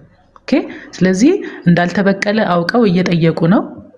ይሄኛው ለቅዱሳን ወይም ስለከበሩ ሰዎች ስለ ሕያዋን የሆኑ ስለ ቅዱሳን ሰዎች የሚያወራ አይደለም መክብብ ላይ ያለው ሐሳብ ማለት ነው። ምክንያቱም በሙሉ የወንጌል መጽሐፍት አማኞችና ቅዱሳን ሕያዋን እንደሆኑ ከሙታን በስጋ ከተለዩም በኋላ ማወቅ እንደሚችሉ የሚያሳይ ጥቅስ ነው ማለት ነው ዮሐንስ ራእይ 6 ላይ። እነዚህን ነገሮች ስናይ ለቅዱሳን ሕያውነት እንጂ ሙታን የሚለው ቃል እንደማይቀጸልላቸው የሚያሳይ ነው መክብብ ላይ በተነሳው ሐሳብ መሰረት። ሌላው መታሰቢያቸው ተረስቷል የሚል ሐሳብም አንስቷል። ማቴዎስ ወንጌል 26:13 ላይ ይህ ወንጌል በሚሰበክበት ሁሉ ስለሷ መታሰቢያዋ ይሆን ዘንድ ስለሷ ይነገራል ይላል። ወንጌሉ የሚሰበከው መቼ ነው? እስከ ዓለም ፍጻሜ። ስለዚህ ይሄ ወንጌል በሚሰበክበት ቁጥር ሁሉ የዛችኛዋ ማርያም መታሰቢያዋ ይነገራል ማለት ነው። ስለዚህ መታሰቢያቸው ተረስቷል የሚለውም አሁንም ስለ ቅዱሳን አለመሆኑን በዚህ መሰረት ማየት እንችላለን። እዛው ብሉይ ኪዳን መጽሐፍት ላይም ደግሞ የምሳሌ ምዕራፍ 7 ቁጥር ምሳሌ 10:7 የቅዱስ የጻድቅ መታሰቢያ ለበረከት ነው ይላል። መዝሙር 112 ቁጥር 6 ላይ የጻድቅ መታሰቢያ ለዘላለም ነው ይላል። ስለዚህ የጻድቃን መታሰቢያ የሚረሳ ሳይሆን ለዘላለም የሚኖርና ለበረከት የሚሆን ነው። ስለዚህ ይሄም የሚያሳየው መክብብ ስለ ቅዱሳን እንደማያወራ ነው ማለት ነው። እንቀጥላለን። ያሬዶ ደግሞ ይቀጥላል። እሺ መልካም። ሌላም ሀሳብ ካለሽ ግን ዶክተር ሳምሪ እስከ ጠቅላላ ኦቨርቪው ስለሆነ የምፈልገው ሰመሪ፣ ሌላም በቅዱሳን ዙሪያ ማንሳት የምፈልገው ካለ አንሺና ችግር የለውም እኔ በኋላ ላይ ማንሳት እችላለሁ። አትቸኩኝ ማለት ነው። ኦኬ አይ ችግር የለውም። እሺ ጥቅሶቹን አንተም በደንብ እንድታወራባቸዋለህ። ሌላው ያው መክብብ ላይ እነዚህን ሪፊት የሚያደርጉ ጥቅሶች ካነሳን በኋላ አዋቂነታቸውን በተመለከተ ደግሞ የሚያሳዩ ጥቅሶች ደግሞ አሉ። ለምሳሌ ቅድም የጠቀስኩት ጥቅስ አለ ራእይ 6:9 ላይ እንዳልተፈረደ አውቀው የጸለዩት ጸሎት አለ። ያ ምንድነው? እንዳልተፈረደ ማወቃቸው በስጋ ከተለዩ በኋላም አዋቂነታቸው የሚቀጥል መሆኑን። እንደገና ሐዋርያው ቅዱስ ጳውሎስ ምን ይላል? የሐዋርያው ቅዱስ ጳውሎስ ምስክርነቶች አሉ ከሞት በኋላ ስላለው እውቀት። አንደኛ ቆሮንቶስ ምዕራፍ 13 ቁጥር 9 ላይ ከእውቀት ከፍለን እናውቃለን ይልና ፍጹም የሆነ ሲመጣ ግን ተከፍሎ የነበረው ይሻራል። ቁጥር 12 ላይ ከዛ ምን ይላል? ዛሬ በድንግዝግዝ እንደምናይነን በዚያን ጊዜ ግን ፊት ለፊት እናያለን። ዛሬ ከእውቀት ከፍዬ አውቃለሁ፣ ያን ጊዜ ግን እንደታወቅኩ አውቃለሁ ይላል።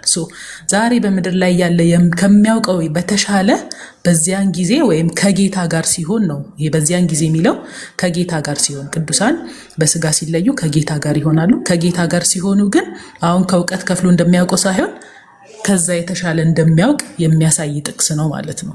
ስለዚህ ቅዱሳን ከጌታ ጋር ሲሆኑ አሁን ካሉበት የተሻለ መገለጥ ማወቅ ይኖራቸዋል። ሌላው ቅዱሳን ያውቃሉ ይሰማሉ ስንል ከራሳቸው የተነሳ አይደለም፣ መንፈስ ቅዱስ ነው የሚገልጽላቸው። ያንንም ለማድረግ ደግሞ እንደ እግዚአብሔር ኦምኒ ፕሬዘንት ወይም በሁሉም ቦታ መገኘት አለባቸው ብለን አናምንም። እንዴት ነው የሚሰሙት ካልን ለምሳሌ ሐዋርያት ሥራ ምዕራፍ 16 ቁጥር 9 ላይ ቅዱስ ጳውሎስ አንድ ቦታ ሆኖ ወደሱ የጸለየውን ሰው ሰምቶታል። እንዴት አድርጎ? በራእይ አማካኝነት ቅዱስ ጳውሎስ ባለበት ሆኖ ሌላ ቦታ ያለውን ሰው ገልጾለታል። ስለዚህ ቅዱሳንም ከእግዚአብሔር ጋር ሆነው ባሉበት ሆነው ሁሉም ቦታ መኖር ሳይገኝባቸው መንፈስ ቅዱስ ይገልጽላቸዋል ብለን እናምናለን። ያን በማድረጋቸው ደግሞ ከነሱ ችሎታ ከነሱ ብቃት ሳይሆን ከመንፈስ ቅዱስ ነው ብለን እናምናለን። የኛ የቤተ ክርስቲያናችን ቅዱሳን በተመለከተ ያለው አስተምሮ ይሄ ነው። ምልጃቸውን በተመለከተ ደግሞ ምልጃ እግዚአብሔር የሚወደው ነገር ነው። በእግዚአብሔር የተወደደ ነው። ራሱ ያዘዘው ጌታ ነው። አንደኛ ጢሞቴዎስ ምዕራፍ 2 ከቁጥር 1-4 ላይ ልመናና ጸሎት፣ ምልጃ፣ ምስጋናም ለሰዎች ሁሉ ይደረግ፣ ሰዎች ሁሉ ሊድኑና እውነቱን እንዲያውቁ በሚወድ በእግዚአብሔር ፊት መልካምና ደስ የሚያሰኝ ይህ ነው ይላል። ስለዚህ ምልጃ የሚያስፈልገው እግዚአብሔር ስለሚወደው ነው። እግዚአብሔር ሰዎች ለሰዎች ምልጃን ሲያደርጉ ይወዳል። ለምን? የፍቅር መግለጫ ስለሆነ። ደካማው ብልት የደከመው ብልት በበረታው ብልት እንዲታገዝ እግዚአብሔር ይፈልጋል። ይህም ደግሞ ወንጌል የአዲስ ኪዳን መጽሐፍት ላይ አለ። ይሄ ምስክርነት ሁለተኛ ጴጥሮስ ምዕራፍ 3 ቁጥር 12 ላይ የጌታ ዓይኖች ወደ ጻድቃን ጆሮቹም ለጸሎታቸው ተከፍተዋል፣ የጌታ ፊት ግን ክፉ ነገርን በሚያደርጉ ላይ ነው ይላል። ስለዚህ ከኛ የተሻለ ቅድስና ያላቸው ሰዎች ከኛ የተሻለ ጸሎታቸው ተሰሚነት እንደሚኖረው ያሳያል። ይሄ መጽሐፍ ቅዱሳዊ ጥቅስ ነው። የምልጃ ጽንሰ ሐሳብ አንዱ አንዱን ማገዝ ነው። የአንዱ ጸሎት ከአንዱ በተሻለ ሁኔታ የሚሰማ ነው በእግዚአብሔር ዘንድ ማለት ነው። ይሄ አሁን ስለ ምልጃ ስለ ቅዱሳን ምልጃ ስናወራ ስለ ክርስቶስ ምልጃ ማውራት የለባችሁም ፕሮቴስታንቶች። እሱን ካወራችሁ ምንድን ነው የምናስበው? ክርስቶስ ይለምናል እያላችሁ እንደሆነ ነው የምናስበው። ምክንያቱም እኛ የቅዱሳን ምልጃ ስንል የቅዱሳን ጸሎት ልመና ማለታችን ነው። እናንተ ደግሞ የክርስቶስ ምልጃ ስትሉ የክርስቶስ ልመና እያልን አይደለም ትሉናላችሁ። ነገር ግን የቅዱሳን ምልጃ ስናነሳ ደግሞ የክርስቶስን ምልጃ ታነሳላችሁ እናንተ። ያ ደግሞ ክርስቶስ ይለምናል ብላችሁ እንድናስብ ያደርገናልና ትክክል አይደለም። ምልጃን በተመለከተ ያለን አስተምሮ ይህ ነው። ያሬዶ ደግሞ ጨምርበት። እሺ ዶክተር በጣም እናመሰግናለን። እግዚአብሔር ይስጥልን፣ ቃለ ሕይወትን ያሰማልን። ኦኬ አሁን ቶሎ ጥቅስ ያዙ። እንግዲህ ይሄ መክብብ ላይ የተጻፈው ማለት ነው የሚለውን ላሳይ። በደንብ አስተውሉ። ፕሮቴስታንቶችን ብታስተውሉ በጣም ጥሩ ነው። ኦኬ ይሄ ክፍል ስለማን ነው የሚያወራው? ኢቭን የእናንተ እንኳን ኮመንተሪ የፕሮቴስታንት እንኳን ኮመንተሪ ይህን አይደግፋችሁም። በጣም እኮ ነው የሚያስቀው። ይህን አይደግፋችሁም። ከየት አምታችሁ እንደምተረጉሙት እንደዚህም አላውቅም። ግን እስቲ እናነበው። ምን ይላል? ይሁት ያልሞተ ውሻ ከዚህ ከቁጥር 3 ጀምር። መክብብ 9:3 አንድ ድርሻ ሁሉ እንዲያገኝ ከፀሐይ በታች በተደረገው ሁሉ ይህ ነገር ክፉ ነው። ደግሞም የሰው ልጆች ልብ ክፋትን ተሞልታለች፣ በሕይወታቸውም ሳሉ እብደት በልባቸው ነው። ከዚያም በኋላ ወደ ሙታን ይወርዳሉ። አስተውሉ። ወደ ሙታን ይወርዳሉ። ይሄ በክፋት የተሞላ ልብ ያላቸው እብደት ያለባቸው ቅዱሳን ናቸው። እብደት ያለባቸው በክፋት ሕይወታቸው የሞላ ልባቸው የሞላ ቅዱሳን ናቸው። እስቲ እንቀጥል። ያልሞተ ውሻ ከሞተ አንበሳ ይሻላልና ሰው ከሕያዋን ሁሉ ጋር በአንድነት ቢኖር ተስፋ አለው። አስተውሉ። ከላይ እነዚህ ወደ ሞት የሚወርዱት ይላል ክፋት ልባቸው የተሞላ እብደት በልባቸው የሞላ ነው አለና ቀጥሎ ምን አለ? ያልሞተ ውሻ ከሞተ አንበሳ ይሻላልና አለ። ያልሞተ ውሻ የተባለው ለፕሮቴስታንቱ ማን ነው? ያልሞተ ውሻ ብለው ሲፈቱ ቅድም ሰምታችኋል። ከሞተ አንበሳ የተባለው ማን ነው ስንል ያልሞተ ውሻ የሚለውን አሉ። ምን አሉ? አይ በሕይወት ያለን እኛ ክርስቲያኖች። መልካም። የሞተ አንበሳ የተባለው ደግሞ በሕይወት የሞቱ ለምሳሌ ስል ቅድም ቅዱስ ጳውሎስ ብሎኛል። ታውቃላችሁ፣ በሞት ያለፉ ቅዱሳን አሉ። እውነት ቅዱሳን የሞተ አንበሳ ይባላሉ? አይባሉም። ላሳይ። ሰው ከሕያዋን ሁሉ ጋር በአንድነት ቢሆን ተስፋ አለው። በደንብ አስተውሉ። ያልሞተ ውሻ አለ፣ የሞተ አንበሳ አለ፣ ደግሞ ሕያዋን ደግሞ አሉ ይላል። ሕያዋን እንዲሞቱ ያውቃሉና ሰው ከሕያዋን ጋር ቢኖር ተስፋ ቢኖር ለምንድን ነው? ከነሱ ጋር ቢኖር ከሕያዋን ጋር ተስፋ ይኖረዋል። ኦኬ ተስፋ ይኖረዋል። አስተውሉ። ከአንበሳ ጋር አልተባለም፣ ካልሞተ ውሻ ጋር አልተባለም። ምንድን ነው? ከሕያዋን ጋር ቢኖር ተስፋ አለው። ሕያዋን እንዲሞቱ ያውቃሉና ሙታን ግን አንዳች ያውቁ። ወደ ሙታን የሚወርዱ አሉ። ምን? ልባቸው የተሞላች እብደት የሞላባቸው በክፋት የተሞሉ እነዚህ ወደ ሙታን የሚወርዱ ምን የሆኑ? የሞተ ውሻ የተባሉ የሞተ አንበሳ የተባሉ ኋላ ደግሞ ምን የሆኑ? አስተውሉ። ምንም ማያውቁ የተረሱ ዋጋ ደግሞ የሌላቸው እነዚህ እነ ጳውሎስ ናቸው። በክርስቶስ አምነው ያንቀላፉ። ይሄ ንግግር ይስማማችኋል? ዋጋ የላቸውም። አንተ እንኳን እኮ ፕሮቴስታንት ወንድሜ ዋጋ የለኝም እኮ አትልም። ከሞት በኋላ እኔ ዋጋ የለኝም እኮ አትልም። ትላለህ እንዴ? አትልም እኮ። አያችሁ፣ ጥላቻ ነው ምለው። ለዛ ነው ለቅዱሳኑ የጥላቻ ሰው ከሌለው ዋጋ የላቸውም እንዴት ይላል? ለራሱ ሲሆን ዋጋ የለኝም ዋጋ አለኝ ይላል። ዋጋ እኔ በሰማይ ዋጋ የለኝም አልልም አይልም። ለቅዱሳን ሲሆን ግን ዋጋ የላቸውም ይላቸዋል። ይሄ ለቅዱሳን የተነገረ ነው። ይሄ በክርስቶስ አምኖ ለአንቀላፉ የተነገረ ነው። ዋጋ የላቸውም ተረስተዋል የሚል ታዲያ ለማን የተነገረው የሚለውን እስቲ በውሻ የተመሰለ በመጽሐፍ ቅዱስ ውሻ በማን ይመሰላል የሚለውን ኦኬ አስተውሉ ክርስቲያኖች። የማቴዎስ ወንጌል ምዕራፍ 15 እንዲህ ይላል። የማቴዎስ ወንጌል ምዕራፍ 15 ከቁጥር 21 እስከ 28 እንዲህ ይላል። ኢየሱስም ከዚያ አውጥቶ ወደ ጢሮስና ወደ ሲዶን ሀገር ሄደ። እነሆም ከነናዊት ሴት ከዚያ ሀገር ወጥታ ጌታ ሆይ የዳዊት ልጅ ማረኝ፣ ልጄን ጋኔን ክፉኛ ይዞታል ብላ ጮኸች። እርሱ ግን አንዳች አልመለሰላትም። ደቀ መዛሙርቱም ቀርበው በኋላችን ትጮኻለችና አሰናብታት እያሉ ለመኑት። እርሱም መልሶ ከእስራኤል ቤት ለጠፉት በጎች በቀር አልተላኩም አለ። እርሷ ግን መጥታ ጌታ ሆይ እርዳኝ ያለች ሰገደችለት። እርሱ ግን መልሶ የልጆችን እንጀራ ለቡችሎች ወይም ለውሾች መስጠት አይገባም አለ። አያችሁ፣ በውሾች ተመስሎ ለማን ተነገረ? ለኃጥአን ተነገረ። አስተውሉ። ለማን ተነገረ? ለኃጥአን ተነገረ። ኃጥአን በውሻ ይመሰላሉ። ለምሳሌ ውሻ በየመንገዱ ኖራን የምታረግናት ታውቃላችሁ። በየመንገዱ ኖራን የምታረግናት። እንዲሁም ምን ይላል እንዲሁም መሰላችሁ? እዚህ ሁለተኛ ጴጥሮስ ላይ ስለ ውሻ ሲነግረን ሁለተኛ ጴጥሮስ ምዕራፍ 2 ቁጥር 22 እንዲህ ይላል። ሁለተኛ ጴጥሮስ ምዕራፍ 2 ቁጥር 22 ውሻ ወደ ትፋቱ ይመለሳል። አያችሁ፣ ውሻ ወደ ትፋቱ ይመለሳል። ቅዱሳን በክርስቶስ አምነው ታምነው ንስሐ ገብተው ራሳቸውን ቀድሰው ያሉ ቅዱሳን በውሻ ተመስሎ ያውቁ። ማን ነው በውሻ ይመስላቸው እንዴ? ወደ ትፋታቸው ይመለሳሉ እንዴ ቅዱሳን? ይሄ ለቅዱሳን የሚነገር ነው። ስለዚህ መክብብ ምን እያለ ነው? በውሻ የመሰለው ማን ነው ማለት ነው? ኃጥአን ለምን በውሻ ተመሰሉ ሲባል አሁንም መክብብ ላይ ልመለስ። መክብብ 9 አስተውሉ። ምን ብሎ ያልሞተ ውሻ ይላቸዋል። ለምን? በኃጢአት በበደል እየተመላለሱ ስለሆነ ያልሞቱ ውሾች ተባሉ። በህይወት መኖራቸው ያልሞተ አሰኛቸው። ውሻ ግን ለምን አሰኛቸው? በበደል በኃጢአት የሚመላለሱ ስለሆነ። አስተውሉ። ከሞተ አንበሳ ይሻላሉ። ማን ነው ይሄ ሞተ አንበሳ? እነዚህ በኃጢአት የሚመላለሱ ናቸው ከቅዱሳን የሚሻሉት? ከክርስቶስ ምስክሮች የሚሻሉት እነዚህ በኃጢአት የሚመላለሱ ወደ ጥፋታቸው የሚመለሱ ኃጢአት ናቸው? አይደሉም። ተሽለውም አያውቁም። እዚህ ጋር እያነጻጸረ ያለው ያልሞተ ውሻና አንበሳ ብሎ እያመሳሰለ ያለው ሁለት ኃጢአተኞችን ነው። አስተውሉ ክርስቲያኖች፣ ሁለት ኃጢአተኞችን። እነዚህ ኃጢአተኞች በህይወት አሉ፣ ግን ኃጢአተኞች ናቸው። ንስሐ ለመግባትም ወደ ለመጸጸትም ለመመለስም ጊዜና እድሜ ያላቸው፣ ግን በኃጢአት የሚመላለሱ። እነዚህ ደግሞ በአንበሳ የተመሰሉ እነማን ናቸው? በኃጢአት የወደቁ ንስሐ ሳይገቡ ልባቸውን አደንድነው ልባቸውን አጠንክረው ለኃጢአታቸው ንስሐ ሳይገቡ ልባቸውን አጠንክረው የሞቱ ልባቸውን አጠንክረው የሞቱ።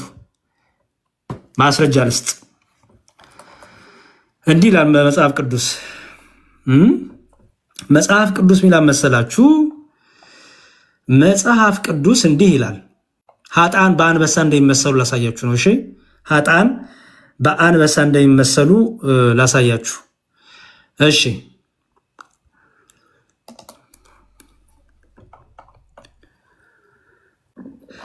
ኃጥአን በአንበሳ እንደሚመሰሉ አንደኛ ጴጥሮስ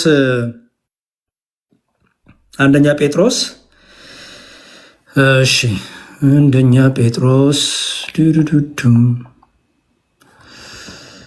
አንዴ ቆይ አንዴ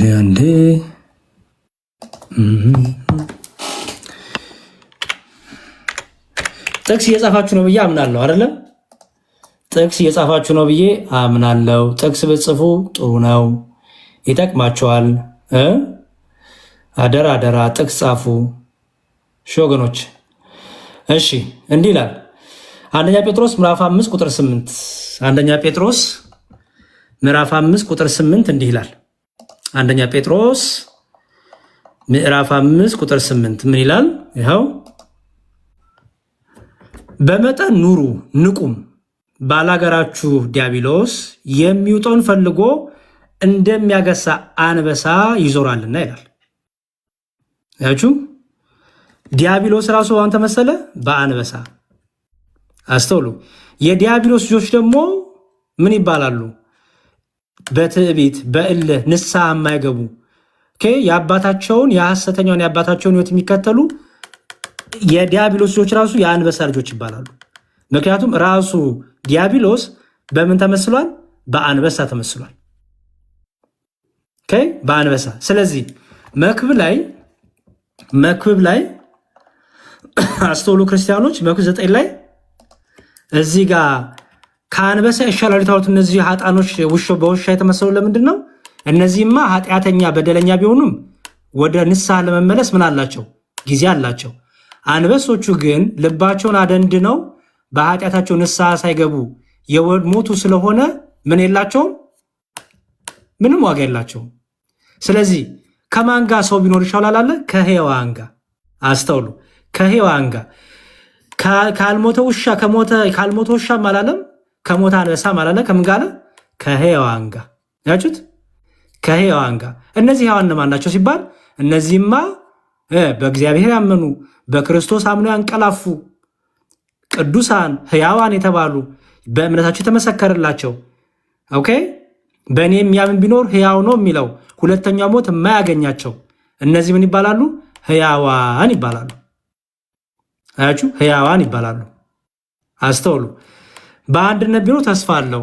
ሕያዋን እንዲሞቱ ያውቃሉና ይኸው አስተውሉ። እነዚህ የሞቱት አንበሶች እንዳይሞቱ ሳያውቁ ነው የሞቱትም ማለት ነው። ንስሐ መግባት ሲገባቸው ሞት መጥቶ የወሰዳቸው ናቸው። እነዚህ ግን እንዳይሞቱ ስለሚያውቁ ሕያዋን እንዳይሞቱ ያውቃሉ። እንዴ አስተውሉም እንደሚል ሕያዋን እኮ ናቸው። እንዴት ነው እንዳይሞቱ የሚያውቁት? ሕያው ማለት እኮ የማይሞት ማለት ነው አይደል? ሕያው ማለት እኮ የማይሞት ነው፣ ዘላለማዊ ማለት ነው። ዘላለማዊ የሆነ ሰው እንዳይሞት ያውቃል። የትኛው ሞት እያወራ ነው? ሁለተኛው ሞት። ሕያው ሲላቸው ለዘላለም ሕይወት ለዘላለም ሕያው መኖራቸውን ነው። እንዳይሞት ያውቃሉ ሲል አዎ በስጋ እንደሚለዩ ያውቃሉ። ስለዚህ ምን ያደርጋሉ? በተሰጣቸው ጊዜና እድሜ ጊዜ ንስሐ ይገባሉ፣ ከክርስቶስ ጋር ይኖራሉ። ሁለተኛው ሞት ደግሞ አያገኛቸውም። ሙታን ግን አንዳቸው አያውቁም። እነዚህ ሙታን የተባሉት ምንም የማያውቁ በኃጢአት የሞቱ በበደል የሞቱ ምንም ነገር መታሰቢያቸውም የተረሳ እንዲሁም የኃጥአን መታሰቢያ ይረሳ ይላል መጽሐፍ ቅዱሱ። የኃጥአን መታሰቢያ ይረሳ ይላል። መታሰቢያቸው የሚረሳው የኃጥአን ነው፣ የሔዋንማ አይረሳም። ቅድም ዶክተር እንደነገረቻችሁ የጻድቅ መታሰቢያ ለዘላለም ነው ይላል፣ ለበረከት ነው ይላል። እንዲሁም በዚህ በኢሳያስ ላይ ትንቢተ ኢሳያስ ምዕራፍ 56 ላይ ትንቢተ ኢሳያስ ምዕራፍ 56 ምን ይላል? ይሁት ይኸው ሰንበቴን ለሚጠብቁ ደስ የሚያሰኝ ነገርም ለሚመርጡ ቃል ኪዳንም ለሚይዙ ጃንደረቦቼ በቤቴና በቅጥሬ ውስጥ ከወንዶችና ከሴቶች ይልቅ የሚበልጥ መታሰቢያና ስም እሰጣቸዋለሁ፣ የማይጠፋ ስም ዘላለም እሰጣቸዋለሁ ይላል። ስለዚህ እነዚህ ቅዱሳን ለዘላለም በቤቱና በቅጥሩ መታሰቢያቸው ይኖራል። መታሰቢያቸው የሚረሳ አይደለም። የኃጥአን መታሰቢያ ግን ይረሳል። ኃጥአንን ግን የሚያስታውስ የለም።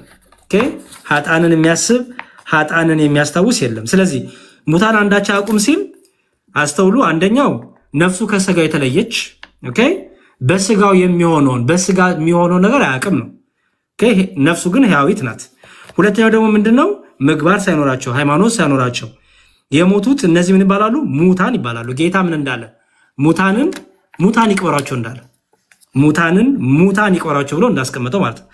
ስለዚህ ይሄ ሲጀመር ምንድነው መክብብ የተነገረው ከምን አንጻር እንደሆነ ፕሮቴስታንቶች ብትረዱት መልካም ነው። ያለበለዚያ እየተሳደባችሁ ነው።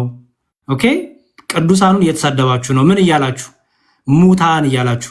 ኢየሱስ ክርስቶስ ግን በእርሱ ያመኑትን ምን ብሎ ያስቀምጣቸዋል? ቶሎ ጥቅስ ልስጥ። ለምሳሌ ማቴዎስ ወንጌል ምዕራፍ 22 እንዲላል። ማቴዎስ ወንጌል ምዕራፍ 22 ከቁጥር 31 እስከ 32 ይሁት።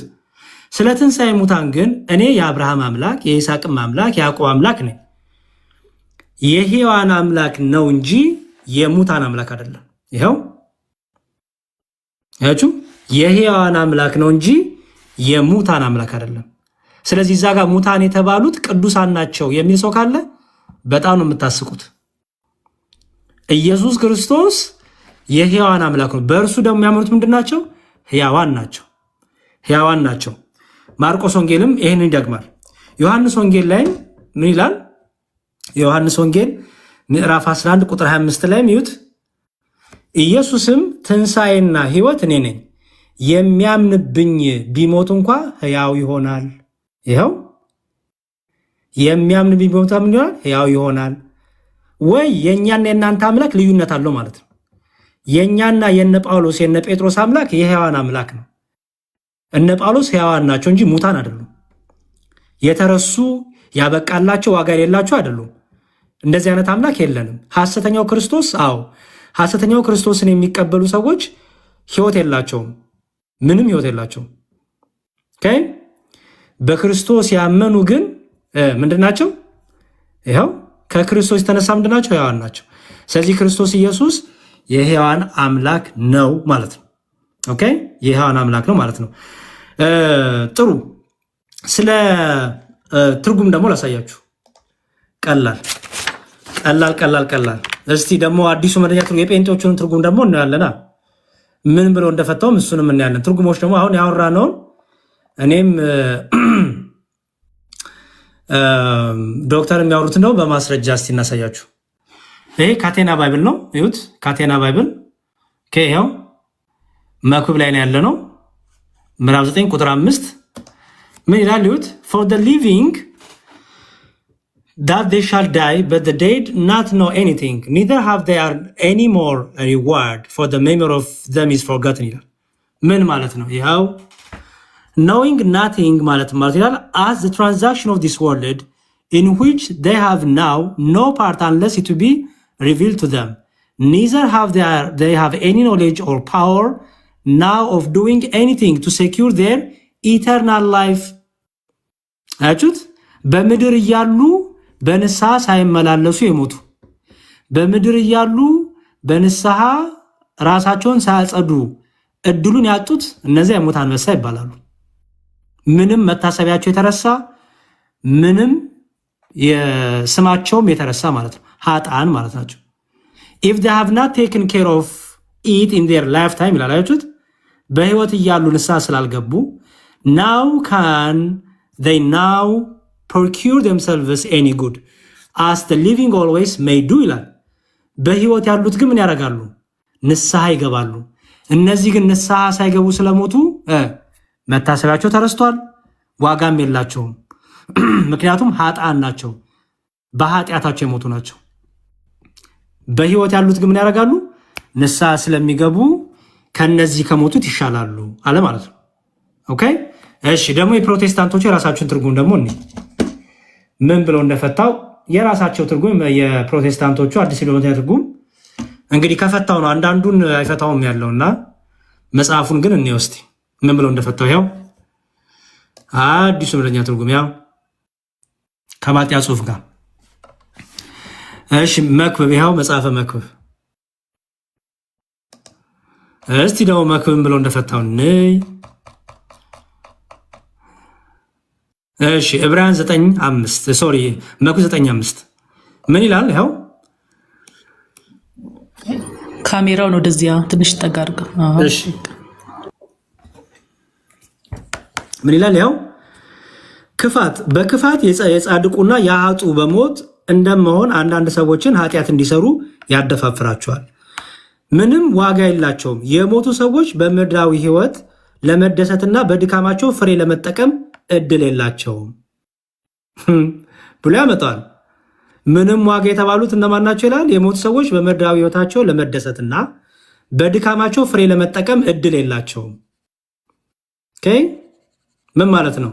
ንስሐ ለመግባት እድል የላቸውም ይላል። ዋጋ የላቸውም የተባሉት እነዚህ ናቸው ይላል። ምን? ንስሐ አልገቡት። ኦኬ፣ የተሰጣቸውን በምድራዊ የተሰጣቸውን እድል ያልተጠቀሙ ማን ይባላሉ? ዋጋ የላቸውም። ፕሮቴስታንቶችስ ዋጋ የላቸው የተባሉት ቅዱሳን ናቸው ይሉናል። የራሳችሁ መጽሐፍ የሚለው ግን ሌላ ነው። የራሳችሁ አባቶች የሚነግሯችሁ ዋጋ የላቸውም የተባሉት በምድር ላይ ጊዜ እያላቸው ኃጢአት ሰርተው ንስሐ ያልገቡና የሞቱ ናቸው ዋጋ የላቸውም የተባሉት ብሎ የራሳችሁ ትርጉም ያስቀምጣል። እናንተ ነው ትመጡና ደግሞ እኛ ጋራ ይኸው መከራት አይላችሁ። ስለዚህ በደንብ አስተውሉ፣ አንብቡ። ፕሮቴስታንቶች መጀመሪያ ከራሳችሁ ትምህርት ጋር ተግባቡ። የራሳቸውን ትርጉም አስማሙ። የግላችሁን ትርጉም ሳይሆን የአባቶቻችሁ ትርጉም ምንድን ነው የሚለውን አንብቡ፣ ተረዱ። ኦኬ እሺ፣ ስለ ቅዱሳን ምልጃ ጥቂት ሀሳብ ልስጥ። ኦኬ እንግዲህ የቅዱሳን ምልጃ በመጽሐፍ ቅዱስ እንዴት ይታያል የሚለውን ጥቂት ልስጥ። ኦኬ የቅዱሳን ምልጃ ለምሳሌ እስቲ አንድ ነገር ላንስታ። እሺ ለምሳሌ ራእይ 5:8 ላንሳ። ራእይ 5:8 ላይ እንዲህ ይላል። ራእይ 5:8 ምን ይላል? ይሁት ራእይ 5:8 መጽሐፉንም በወሰደ ጊዜ 4 እንስሶችና 24 ሽማግሌዎች በበጉ ፊት ወደቁ። እያንዳንዳቸውም በገናንና የቅዱሳንን ጸሎት የሆነ ዕጣን የሞላበትን የወርቅ ዕቃ ያዙ። እሺ በደንብ አስተውሉ። ምን ይላል? እያንዳንዳቸውም በገናና የቅዱሳን ጸሎት ይላል። በሰማይ ጸሎት አለ፣ የቅዱሳን ጸሎት። ኦኬ በሰማይ ቅዱሳን ይጸልያሉ፣ ይጠይቃሉ እግዚአብሔርን። ይሄ አምልኮ አይደለም። ምክንያቱም እናት ቋንቋውን ስታዩት ጸሎት ነው የሚለው፣ መጠየቅ ነው የሚለው። በሰማይ ቅዱሳን ይጸልያሉ። ስለማን ነው የሚጸልዩ? ስለ ራሳቸው አትሉኝም መቼ? እነሱማ በሰማይ የተከበሩ የተወደዱ ናቸው። በሰማይ ቅዱሳን ይጸልያሉ። ጸሎት አለ በሰማይ። ኦኬ ጸሎት አለ በሰማይ። እሺ እነዚህ ራሱ ባይዘው በነገራችን ላይ ዶክተር እነዚህ ካህናቱ ኦኬ እንደው በኋላ ባሳይ ይሻላል መሰለኝ። በኋላ ጠይቅ ይሻላል። እሺ በሰማይ ጸሎት አለ። በደንብ ያዙልኝ። እንቀጥል። ራእይ 8 ላይ ደግሞ ልምጣ። ራእይ 8 ከ3-4 ደግሞ እንዲላል ሌላም መልአክ መጣና የወርቅ ጥና ይዞ በመሰዊያ አጠገብ ቆመ። በዙፋኑ ፊት ባለው በወርቅ መሰዊያ ላይ ለቅዱሳኑ ሁሉ ጸሎት እንዲጨምረው ብዙ ዕጣን ተሰጠው። ለማ ለቅዱሳኑ ሁሉ ጸሎት እንዲጨምረው። እሺ ይሄ የቅዱሳን ጸሎት ምንድን ነው? ቆይ እስቲ ብሩክ ላስገባ። ወንድሜ ና ግባ እስቲ ወንድሜ እንድትፈታለኝ። ተጨነቅ። ኮመንት ላይ ና ተሳተፍ፣ ና ተሳተፍ ወንድም አለም ላሳትፍ ተሳተፍና መቼም ትቀበለኛለህ ብዬ አስባለሁ። እንዴት ናችሁ? ወዳው ነው ያው። እሺ ሌላ ብሩክ ነበር አይገርምም? አንተ ገባም ችግር የለውም። እሺ ልውጣ። እሺ አይ እዚሁን በቃ ከገባ ያልገባም ቶ ዝም ብሎ ያንተን ስም ይዞ ነው ያልገባው። እሺ ብሩክ አሁን እየጠቀለን ስለሆነ ቶሎ ሰላም ኧረ ሰላም እንባባል መጀመሪያ።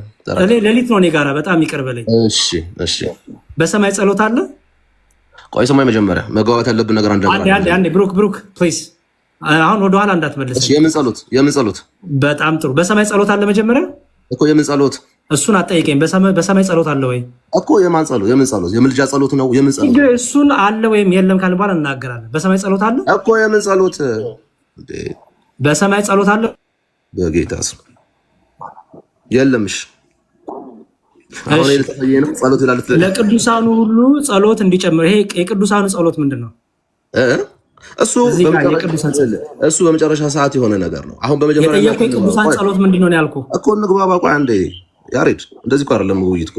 ይኸውልህ በመጀመሪያ ደረጃ ያማልዳሉ ስትል ብሩክ፣ የቅዱሳን ጸሎት ምንድን ነው? ጸሎት ነው ጥያቄ ፕሊዝ። በጌታ ስም እኮ እያወራሁ ነው ያለው። ምልጃ አይደል እያወራህ ያለው?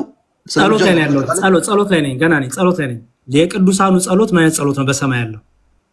ምንም በሰማይ ላይ ጸሎት የለም አልኩህ እኮ። እሺ በጣም ጥሩ። በሰማይ ከሌለ ራእይ 5:8 ላይ ከኋላ ልጀምርና አራቱን ሽማግሌዎች አንዴ ከኔ ጋር በበጉ ፊት ወደቁ። እያንዳንዳቸውን በበገናና የቅዱሳን ጸሎት የሆነ ዕጣን የሚሞላበት የወርቅ ዕጣን ያዙ ይላል። ይሄ የቅዱሳን ጸሎት ምንድን ነው? የቅዱሳን ጸሎት የተባለው በምድር ላይ ያሉትን ነው። ኦኬ እሺ። እነዚህ 4 እንስሶች ያሉት በምድር ነው አይደለም? እነሱማ በሰማይ ያሉ ናቸው። 4 እንስሶች 4 ሽማግሌዎች ያሉት በምድር ነው፣ እዛው ናቸው፣ በሰማይ ናቸው። አንዴ ቆይ ቀስ እያልክ እሺ። በበጉ ፊት ወደቁ። በጉ የት ነው ያለው? እሱማ በሰማይ ነው። ኢየሱስ አይደል? እያንዳንዳቸውም ሲል የቶቹን ነው? እያንዳንዳቸውም ሲል ማንን ነው? ያው በላይ ያሉ ናቸው። ጥሩ። በገናንና የቅዱሳኑን ጸሎት የሆነ ዕጣን የሞላበት የወርቅ ዕቃ ያዙ ይላል። አንዴ ስማኝ። የወርቅ ዕቃ ያዙ የተባለው በየት ነው? በሰማይ ነው በምድር? በሰማይ ነው እንጂ።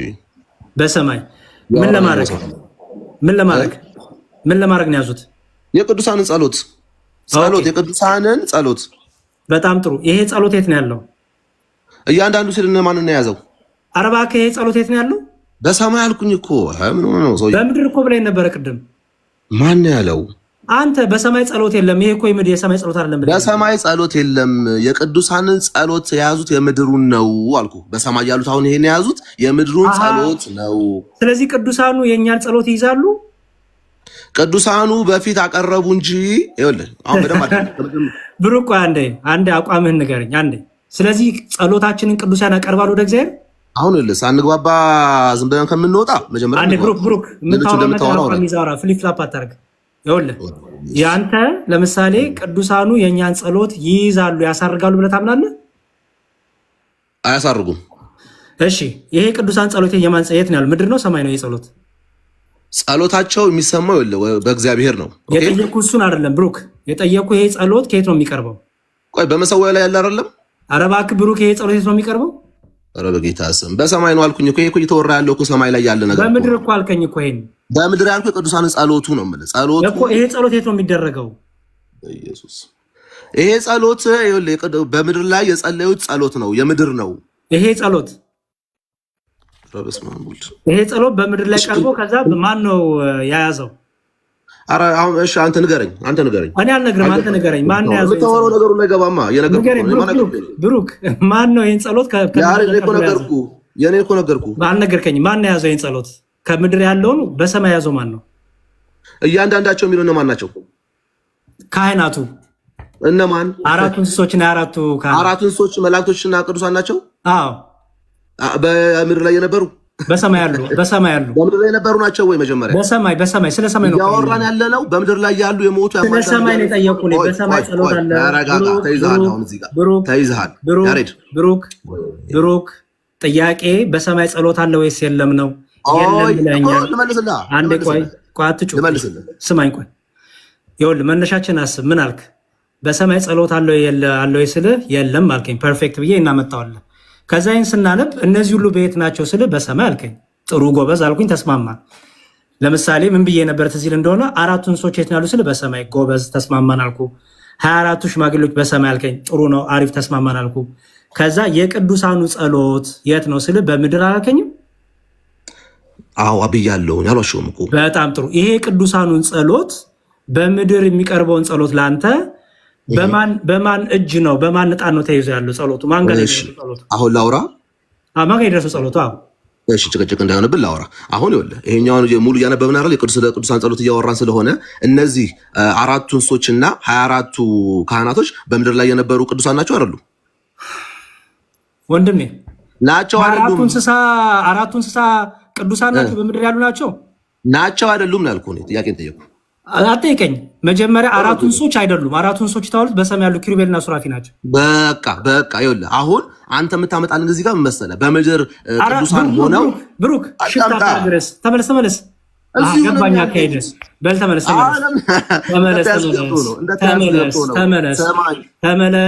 ተመለስ። በሰማይ ጸሎት አለ ብሩክ? እዚህ ጋር ብቻ ላስረዳ።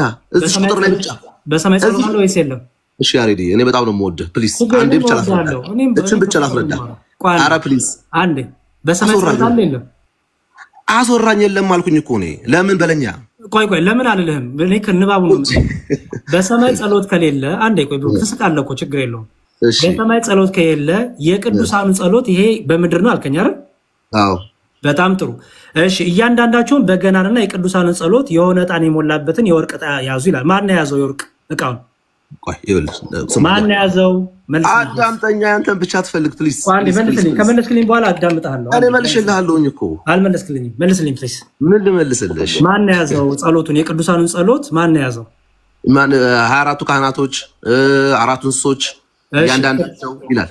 ስለዚህ በምድር ላይ ያለውን ጸሎት ማን ጋር ነው ያለው ማለት ነው? ጸሎታቸው 24ቱ ካህናቶችና አራቱ እንስሶች ጋር። ምክንያቱም በምድር የነበሩ ቅዱሳን ስላልነበሩ በእግዚአብሔር ዘንድ ያሉ ስለሆኑ።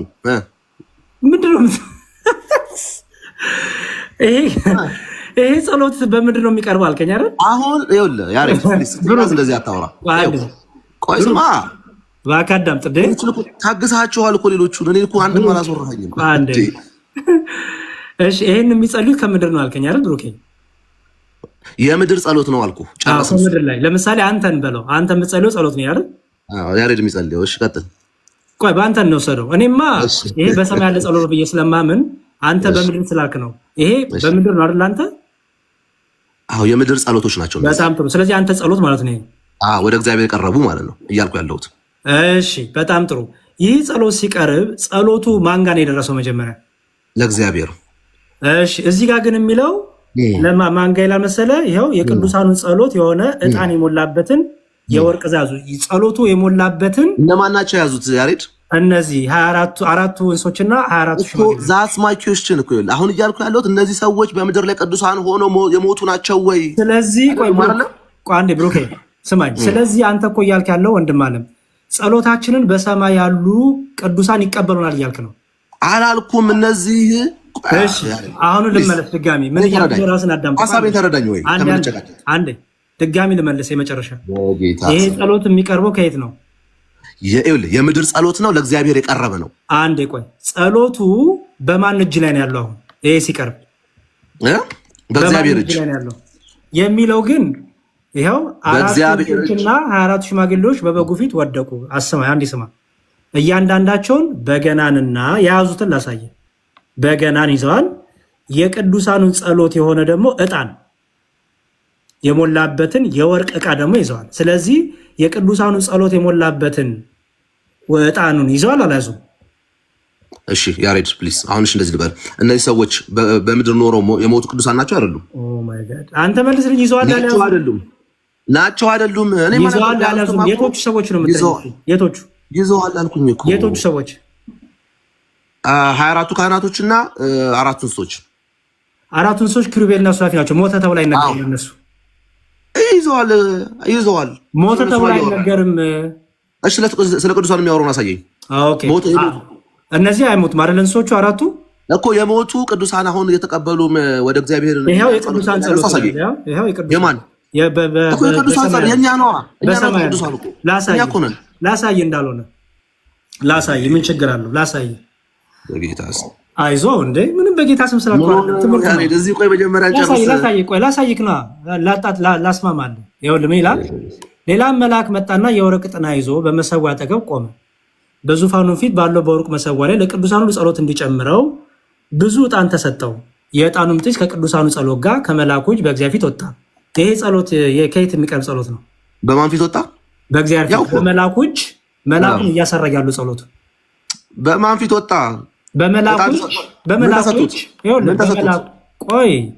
በመልአኩ እጅ ይላል። ይኸውልህ ቆርጠን እኮ አናነብም እኛ ክርስቲያኖች ነን። ምን ይላል? የዕጣኑም ጢስ ኧረ ተው አዳምጥ። የዕጣኑም ጢስ ከቅዱሳን ጸሎት ጋር በመልአኩ እጅ በእግዚአብሔር ፊት ወጣ ይላል። ስለዚህ ከፍ ብለህ አንብበው። ለመልአኩ ምን ተሰጥቶት? በጣም ጥሩ ጎበዝ። አሁን መጣ። የወርቅ ጥና ያዘ ይላል።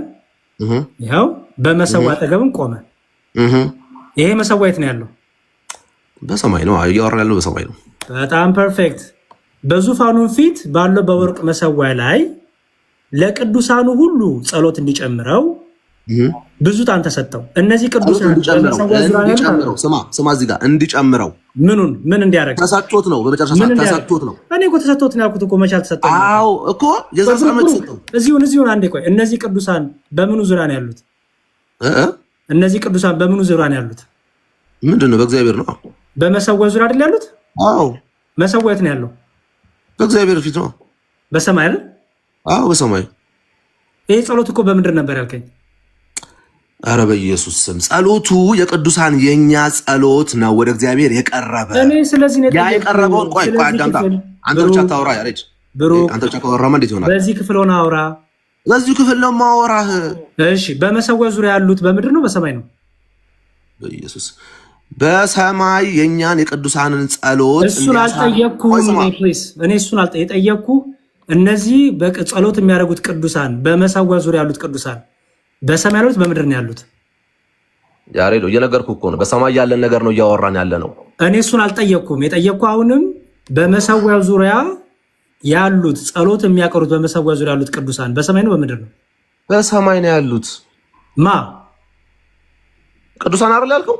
ጸሎት የሚያቀርቡት ጸሎት እያደረጉ ያሉት ጸሎት ማን ያደርጋል አለ እዚህ ጋር። ኦ ማይ ጋድ። እሺ ድጋሚ ልመልስልህ። አሁን የመጨረሻ ነው። በመሰዊያው ዙሪያ ያሉ ጸሎት የሚያቀርቡት ቅዱሳን በሰማይ ነው በምድር ነው?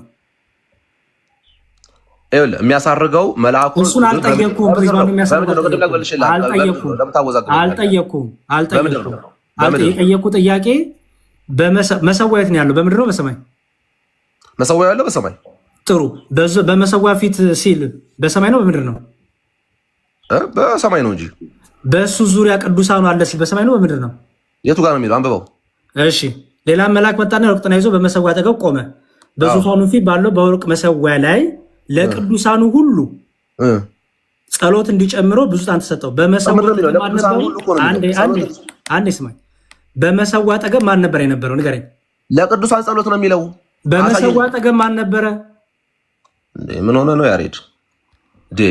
አንተ ምንድን ነው አንተ ልጄ? እኔ በጣም እንቅልፌን በጣም ጊዜን ገደልክብኝ፣ ታይሜን። እሺ በቃ በስመ አብ ስንት የተቀያየርክ ሀሳብህን። እሺ እንቀጥል። እንጠቅልል አይደለ? በታተንከው መተህ። እሺ ዶክተር ሰላም 3-4 ነገር እያወራ እንደሆነ እየሰማችሁ ነው አይደል?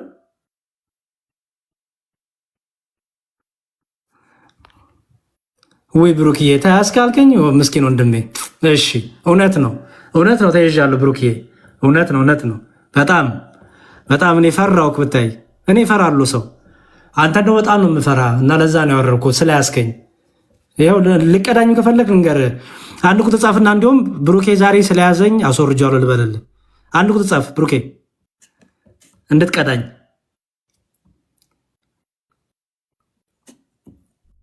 ኦኬ ጻፍ ልንገር እንድትቀዳኝ ደስ እንዲልህ አገኘው። እሺ ያው ልንገርህ በቃ ብሩኬ አግኝቶኛል ዛሬ፣ ብሩኬ የዞኛል ዛሬ፣ ብሩኬን ፈርቼዋለሁ ዛሬ እና አስወረድኩት። ብሩኬ በጣም ጨምቆኛል ዛሬ፣ በጣም የሚገርም መጨመቅ የደረሰብኝ እና ብሩኬ እናመሰግናለን ስለጨመቀኝ። እሺ እስፒሮሲዬ ሀሳብ አለ? ሰላም ብያለሁ። እግዚአብሔር ይመስገን። ነገር ብቻ ነው ምለው።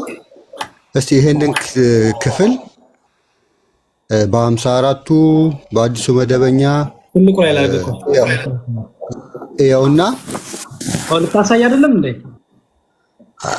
ከፍቼዋለሁ። አሳይ፣ ችግር የለውም እስፒሮሲ። እቺ ሁሉ የምትለው አንዴ ሁሉ ለሁሉ፣ አንዳንዴ ደግሞ የለችም። ለምሳሌ አዲሱ መደበኛ ሌላ መላእክት። በነገራችን ላይ ይሄኛውን ጦቢት 12 ላይ እናገኛለን። ጦቢት 12 ላይ 7ቱ መላእክት በእግዚአብሔር ፊት የሚቆሙት ብሎ ይናገራል። ገና ራእይ ሳይጻፍ በፊት በብሉይ ኪዳን ጦቢት መጽሐፍ ላይ 12 መላእክት በእግዚአብሔር ፊት እንደሚቆሙ ይናገራል። ራእይም ይህንን ነገር ነው የሚናገረው እና ጸሎት እንደሚያቀርቡ ሌላም መላእክት የወርቅ ጥና ይዞ መጣና በመሰዊያው አጠገብ ቆመ። እሱም በዙፋኑ ፊት ባለው የወርቅ መሰዊያ ላይ ከቅዱሳን ጸሎት ሁሉ ጋር እዚህ ጋር ሁሉ የምትለዋለች ጋር እንዲያቀርብ ብዙ ዕጣን ተሰጠው። ከቅዱሳን ጸሎት ሁሉ ጋር 2005 ላይ የተተረጎመው አዲሱ መደበኛ ደግሞ ከቅዱሳን ጸሎት ጋር ነው የሚለው። ሁሉ የሚለው የለም፣ ወጣለች። የቅዱሳን ጸሎት ሁሉ ሲል ቅዱሳን የሚባሉት የቤተክርስቲያን አካልን ነው። በምድርም ያሉ በሰማይም ያሉ የሁሉንም ጸሎት የቅዱሳንን ጸሎት ሁሉ ነው የሚለው። እንዲያቀርብ ተሰጠው። የሚያቀርበው ማን ነው? መልአኩ ነው። በመልአኩ እጅ ነበረ። ከዕጣኑ አይደለም የሚለው። ዕጣኑና ጸሎትን እዚህ ጋር ለይቶ ነው። ከዕጣኑ ጢስ ጋር የቅዱሳን ጸሎት ሁሉ ነው የሚለው። ግልጽ የሆነ አማርኛ ነው እና ብዙ እንትን እንዳልል 24ቱም ሽማግሌ አምልኮ ሲያደርጉ እናያለን። የቅዱሳን ጸሎቱን በእጃቸው ይዘውት እናያለን። አቀረቡ አይልም፣ በእጃቸው ነው የሚለው። በእጃቸው የያዙት ለምንድን ነው? እዚህ ጋር እንረዳለን። መልአኩን በእጁ ይዞ ነበር። ለምንድን ነው? ወደ መስዋዕቱ እንዲያቀርብ ባጭሩ ይሄን ነው። በሌላ ጊዜ እንትን እንላለን ሰዓቱም ስለሄደብን። እሺ ስፒሮስዬ መልካም በቃ ጥሩ አሪፍ ፖይንት አንስታል ስፒሮስዬ። ቅድም አሁን እኮ ሀሳቤን በቃ በታተነብኝ መጥቶ ወንድም አለም ግን ይሁን። እሺ ልቀጥልና አጠቃለን እንጨርስ በእኔ በኩልም ያለውን። እሺ ምን አየን ማለት ነው? ዮሐንስ ራእይን አየን። ባይዘወይ እዚህ ላይም እንዳያችሁት ቅድም ቅዱሳን መላእክት ራሱ ጸሎት ያሳርጋሉ፣ የቅዱሳኑን ጸሎት ያሳርጋሉ። በምድርም በሰማይም ያለውን ጸሎት ያሳርጋሉ። እናምናለን። እኛ ገንጥለን የምናምን አይደለንም። እንትንም ጠርጣሪም አይደለንም። ምንድን ነው የሚለው? የዕጣኑ ጢስ ከቅዱሳኑ ጸሎት ጋራ ከመልአኩ እጅ በእግዚአብሔር ፊት ወጣ ነው የሚለው። ስለዚህ መልአኩ ምን ይዞ ወጣ ማለት ነው? የቅዱሳኑን ጸሎት ይዞ ወደ እግዚአብሔር አደረሰ ማለት ነው።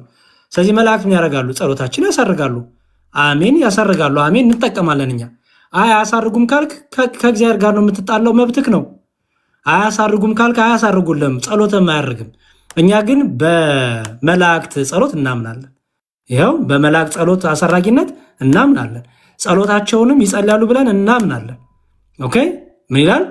የዕጣኑም ጢስ ከቅዱሳኑ ጸሎት ጋራ ከመልአኩ እጅ በእግዚአብሔር ፊት ወጣ። በሰማይ ጸሎት አለ።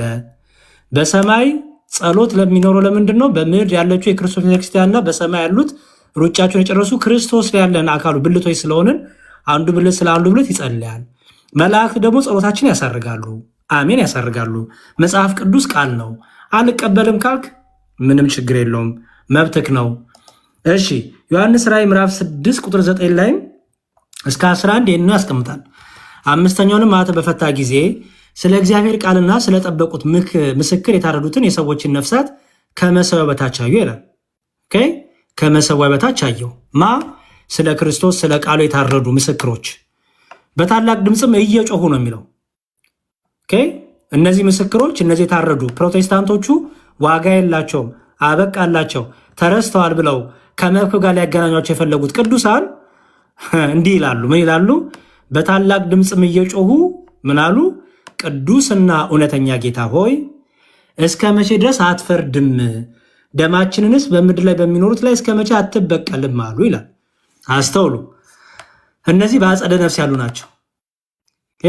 በአጸደ ነፍስ ያሉ፣ በምድር ያለውን ግን ያውቃሉ። ምን እግዚአብሔር ስለሆኑ አይደለም፣ አምላክ ስለሆኑ አይደለም። መንፈስ ቅዱስ ግን ከነሱ ጋር ስላለ፣ ጸጋ እግዚአብሔር ግን ከነሱ ጋር ስላለ ነፍሳቸው አዋቂት ናት፣ ተናጋሪ ናት፣ ሕያዊት ናት። ስለዚህ ከመንፈስ ቅዱስ የተነሳ በምድር ያለውን ያውቃሉ። ስለዚህ ምን ብለው ተናገሩ ማለት ነው? እስከ መቼ ድረስ አትፈርድም? በምድር በሚኖሩት ላይ እስከ መቼ አትበቀልም? የገደሏቸው በምድር ላይ እየኖሩ እንደሆነ ያውቃሉ፣ አዋቂ ስለሆኑ። አዋቂነታቸው ግን የእግዚአብሔር የባህሪው ነው አዋቂነቱ። የቅዱሳን ግን ምንድን ነው? የጸጋ ነው። መንፈስ ቅዱስ ከነሱ ጋር ስላለ። አያውቁም ካላችሁ የእናንተ አምላክ ደካማ አምላክ ነው። እኔ እንደዚህ አይነት አምላክ አላቅም። አምላኬን በደንብ ነው የምናገረው። ምን ብዬ? ከክርስቶስ የተነሳ ከመንፈስ ቅዱስ የተነሳ ያውቃሉ። አያውቁም ካላችሁ እናንተ የምትሏቸውን ቅዱሳን እኔ አላቅም። ከክርስቶስ ጋር ሆነው ከመንፈስ ቅዱስ ጋር ሆነው አዋቂ ያልሆኑ ቅዱሳን እኛ አናቅም። አዋቂ የሆኑ ቅዱሳን ግን እናውቃለን። ምክንያቱም ጸጋ እግዚአብሔር ከነሱ ጋር ስለሆነ። ስለዚህ ምን ተባለ? ለእያንዳንዳቸውም ነጭ ልብስ ሰጣቸው፣ እንደ እነርሱም ደግሞ ይገደሉ ዘንድ ያላቸው የባሪያዎች ባልንጀራዎቻቸውና የወንድሞቻቸው ቁጥር እስኪፈጸም ድረስ ገና ጥቂት ዘመን እንዲያልፉ ተባለላቸው ይላል። ያው ተመለሰላቸው። ምን ተብሎ? ገና ብዙ ሰማዕታት አሉ ልክ እንደናንተ የሚገደሉ የሚታረዱ። ስለዚህ ታገሱ ተባሉ። ግንስ ነጭ ልብስ ግን ሰጣቸው። ምን አድርገዋል ማለት ነው? በምድር ላሉት ለነሱ ወንድሞች መከራ ሕማም ለሚደርስባቸው መከራቸው እንዳይኖር መከራቸው እንዲያጠር ጸሎትን ያቀርባሉ። ደግሞ ለሚያሳዷቸው ደግሞ ፍርድ እንዲያደርግ እግዚአብሔርን ይለምናሉ። ይኸው በሰማይ ጥየቃ አለ፣ በሰማይ ልመና አለ። ቅዱሳን ይጸልያሉ። እኛ በሰማይና እዚህ ጋር ግን ብዙዎቹ ለራሳቸው ነው እያሉ እንትን ይላሉና አንድ ክርስቲያን በቀል ይፈቀድለታል? ማለትም አርደውኝና ፍረድልኝ ብለው መጸለይ ነው? ምህረትን ነው የሚጸልዩት? ይሄ ነገር እየተናገረ ያለው አጠቃላይ ለእኛ ሲል ለቤተ ክርስቲያን ነው። ቤተክርስቲያን እስከ መቼ ነው ስደት ውስጥ የምትሆነው? መቼ ነው ማትፈርድልን ነው እንጂ እኛን ገለውንና ፍረድልን እያሉ አይደለም። እንደዚህ እንትኖች ቴዎሎጂያን ሲያብራሩ ይሄንን ነው። ለምን ክርስቲያን እየተገደለ ላይ ሆኖ እስጢፋኖስንም ስናይ ምህረትን ነው የሚለው፣ በቀልን ሳይሆን በቀል የእግዚአብሔር ነው። እዚህ ጋር ለምን አትበቀልም ስል መልሱ ራሱ እኮ ግልጽ ነው። ገና የሚገደሉ አሉ። የፍርድ ቀን ገና አልደረሰም እያላቸው ይሄ አንዱ እንትን ነው፣ እይታ ነው። በደንብ ይዩት ለማየት ነው ይሄንን። ያው እሺ ስፒሮስ ታንኪ በጣም መልካም እንቀጥል። እሺ ከዛ ደግሞ ይሄን አስተውሉ እንግዲህ ክርስቲያኖች በሰማይ አሁን እስካሁን የምናሳያችሁ ሁሉ በሰማይ ያለውን የቅዱሳኑን ሕይወት ነው። እሺ መጽሐፍ ቅዱስ ስለ ጸሎት ምን ይላል? ለምሳሌ ያዕቆብ በመልእክቱ እንዲህ ይላል። ያዕቆብ መልእክት ምዕራፍ 5 ቁጥር 16 እንዲህ ይላል። ምን ይላል? እርስ በእርሳችሁ በኃጢአታችሁ ተናዘዙ ትፈወሱም ዘንድ እያንዳንዱ ስለሌላው ይጸልይ ያለና የጻድቅ ሰው ጸሎት በስራዋ እጅግ ኃይልን ታደርጋለች። እናምናለን እኛ የጻድቅ ሰው ጸሎት በስራዋ እጅግ ኃይልን ታደርጋለች። የነ ጴጥሮስ ጸሎት ዛሬም ኃይልን ታደርጋለች። የነ ጳውሎስ ጸሎት ዛሬም ኃይልን ታደርጋለች። ለምን? ሕያዋን ናቸው። እነሱ ያሉበት ክርስቶስ ላይ ያሉ እኛም አለን። ስለዚህ የከበሩት ብልቶች የደከሙትን ያስባሉ፣ በጸሎት ይረዳሉ። ኦኬ አይ የሚለኝ ሰው ካለ እድል እሰጣለሁ። ለምሳሌ ቆይ እንዲያውም አንሪሌትድ ያልከኝን ላስገባና እስቲ የከበሩት ብልቶች የደከሙትን አያስቡም የሚለኝ ካለ ከጳውሎስ ጋር ስለሚጣላ ምን ይላል ቅዱስ ጳውሎስ? እንዲህ ብሎ ይናገራል። እዩት አንደኛ ቆሮንቶስ ምዕራፍ 12 ላይ ያው አንድ ብልት ቢሰቃይ ብልቶች ሁሉ ከእርሱ ጋር ይሰቃያሉ። አንድ ብልትን ቢከብር ብልቶች ሁሉ ከእርሱ ጋር ደስ ይላቸዋል። እናንተም የክርስቶስ አካል ናችሁ፣ እያንዳንዳችሁን ብልቶች ናቸው። አለቀ። በክርስቶስ ላይ ያሉ ብልቶች ናቸው። በክርስቶስ ላይ ያሉ አካል ሆነን የብልቶች ሆነናል። በሩጫ ያሉትም ሩጫቸውን የጨረሱት መቼም ሩጫቸውን ስለጨረሱ ከክርስቶስ ተገነጠሉ ይባላል እንዴ? አይባልም። እንደዚህ አይነት ክርስቶስ አናውቅም። ሐሰተኛው ክርስቶስ ከእውነተኛው ክርስቶስ የሚለየው በዚህ ነው። እውነተኛው ክርስቶስ በእርሱ ያመኑ በእርሱ አካል ላይ ብልቶች ሆነው ይኖራሉ። በሩጫ ያሉትም ሩጫቸው የጨረሱትም ክርስቶስን ያመኑት የአካሉ ብልቶች ይኖራሉ። በእነዚህ ብልቶች መካከል ደግሞ ምን አለ ይላል? እርስ በርስ መተሳሰብ አለ ይላል። ይኸው እርስ በርስ መተሳሰብ አለ። መተሳሰቡ ደግሞ ለምንድን ነው ይላል? ይኸው አንዱ ብልት ቢሰቃይ ብልቶች ሁሉ አብረው ከእርሱ ጋር ይሰቃያል፣ ያግዙታል ማለት ነው። ያግዙታል።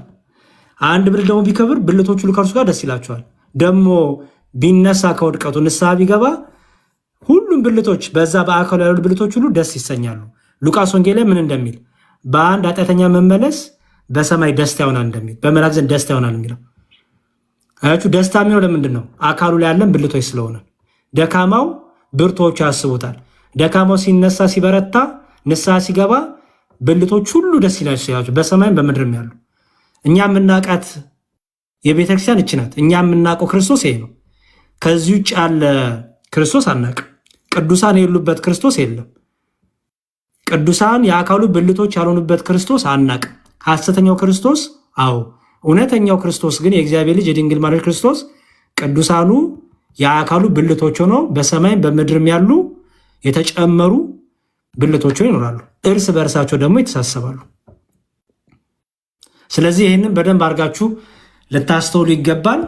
በሌላ ቀን ደግሞ ተጨማሪ ነገሮችን እንጨምራለን። ዛሬ እንግዲህ ምን ተመለከትን? ጸሎት በሰማይ እንዳላየን፣ አንደኛው አካል አንደኛውን አካል እንደሚያስብ አየን። በብልቶች መካከል መተሳሰብ እንዳለ አየን። ኦኬ ጸሎት አንዱ አንዱን የሚያግዝበት አንዱ አንዱን የሚረዳበት እንደሆነ አየን። እገዛ ነው አለን ጸሎት። ኦኬ እኛ የቅዱሳን ትምህርት ለብቻው አለን። ስለ ቅዱሳን ስናወራ ስለ ክርስቶስ አናወራ። ኦኬ ስለ ክርስቶስ አናወራ ማለት ነው የቅዱሳን ሁሉ መገኛ ክርስቶስ ነው። ክርስቶስ ላይ ብልት ሆኖ አካሉ ላይ ክፍል ሆነዋል።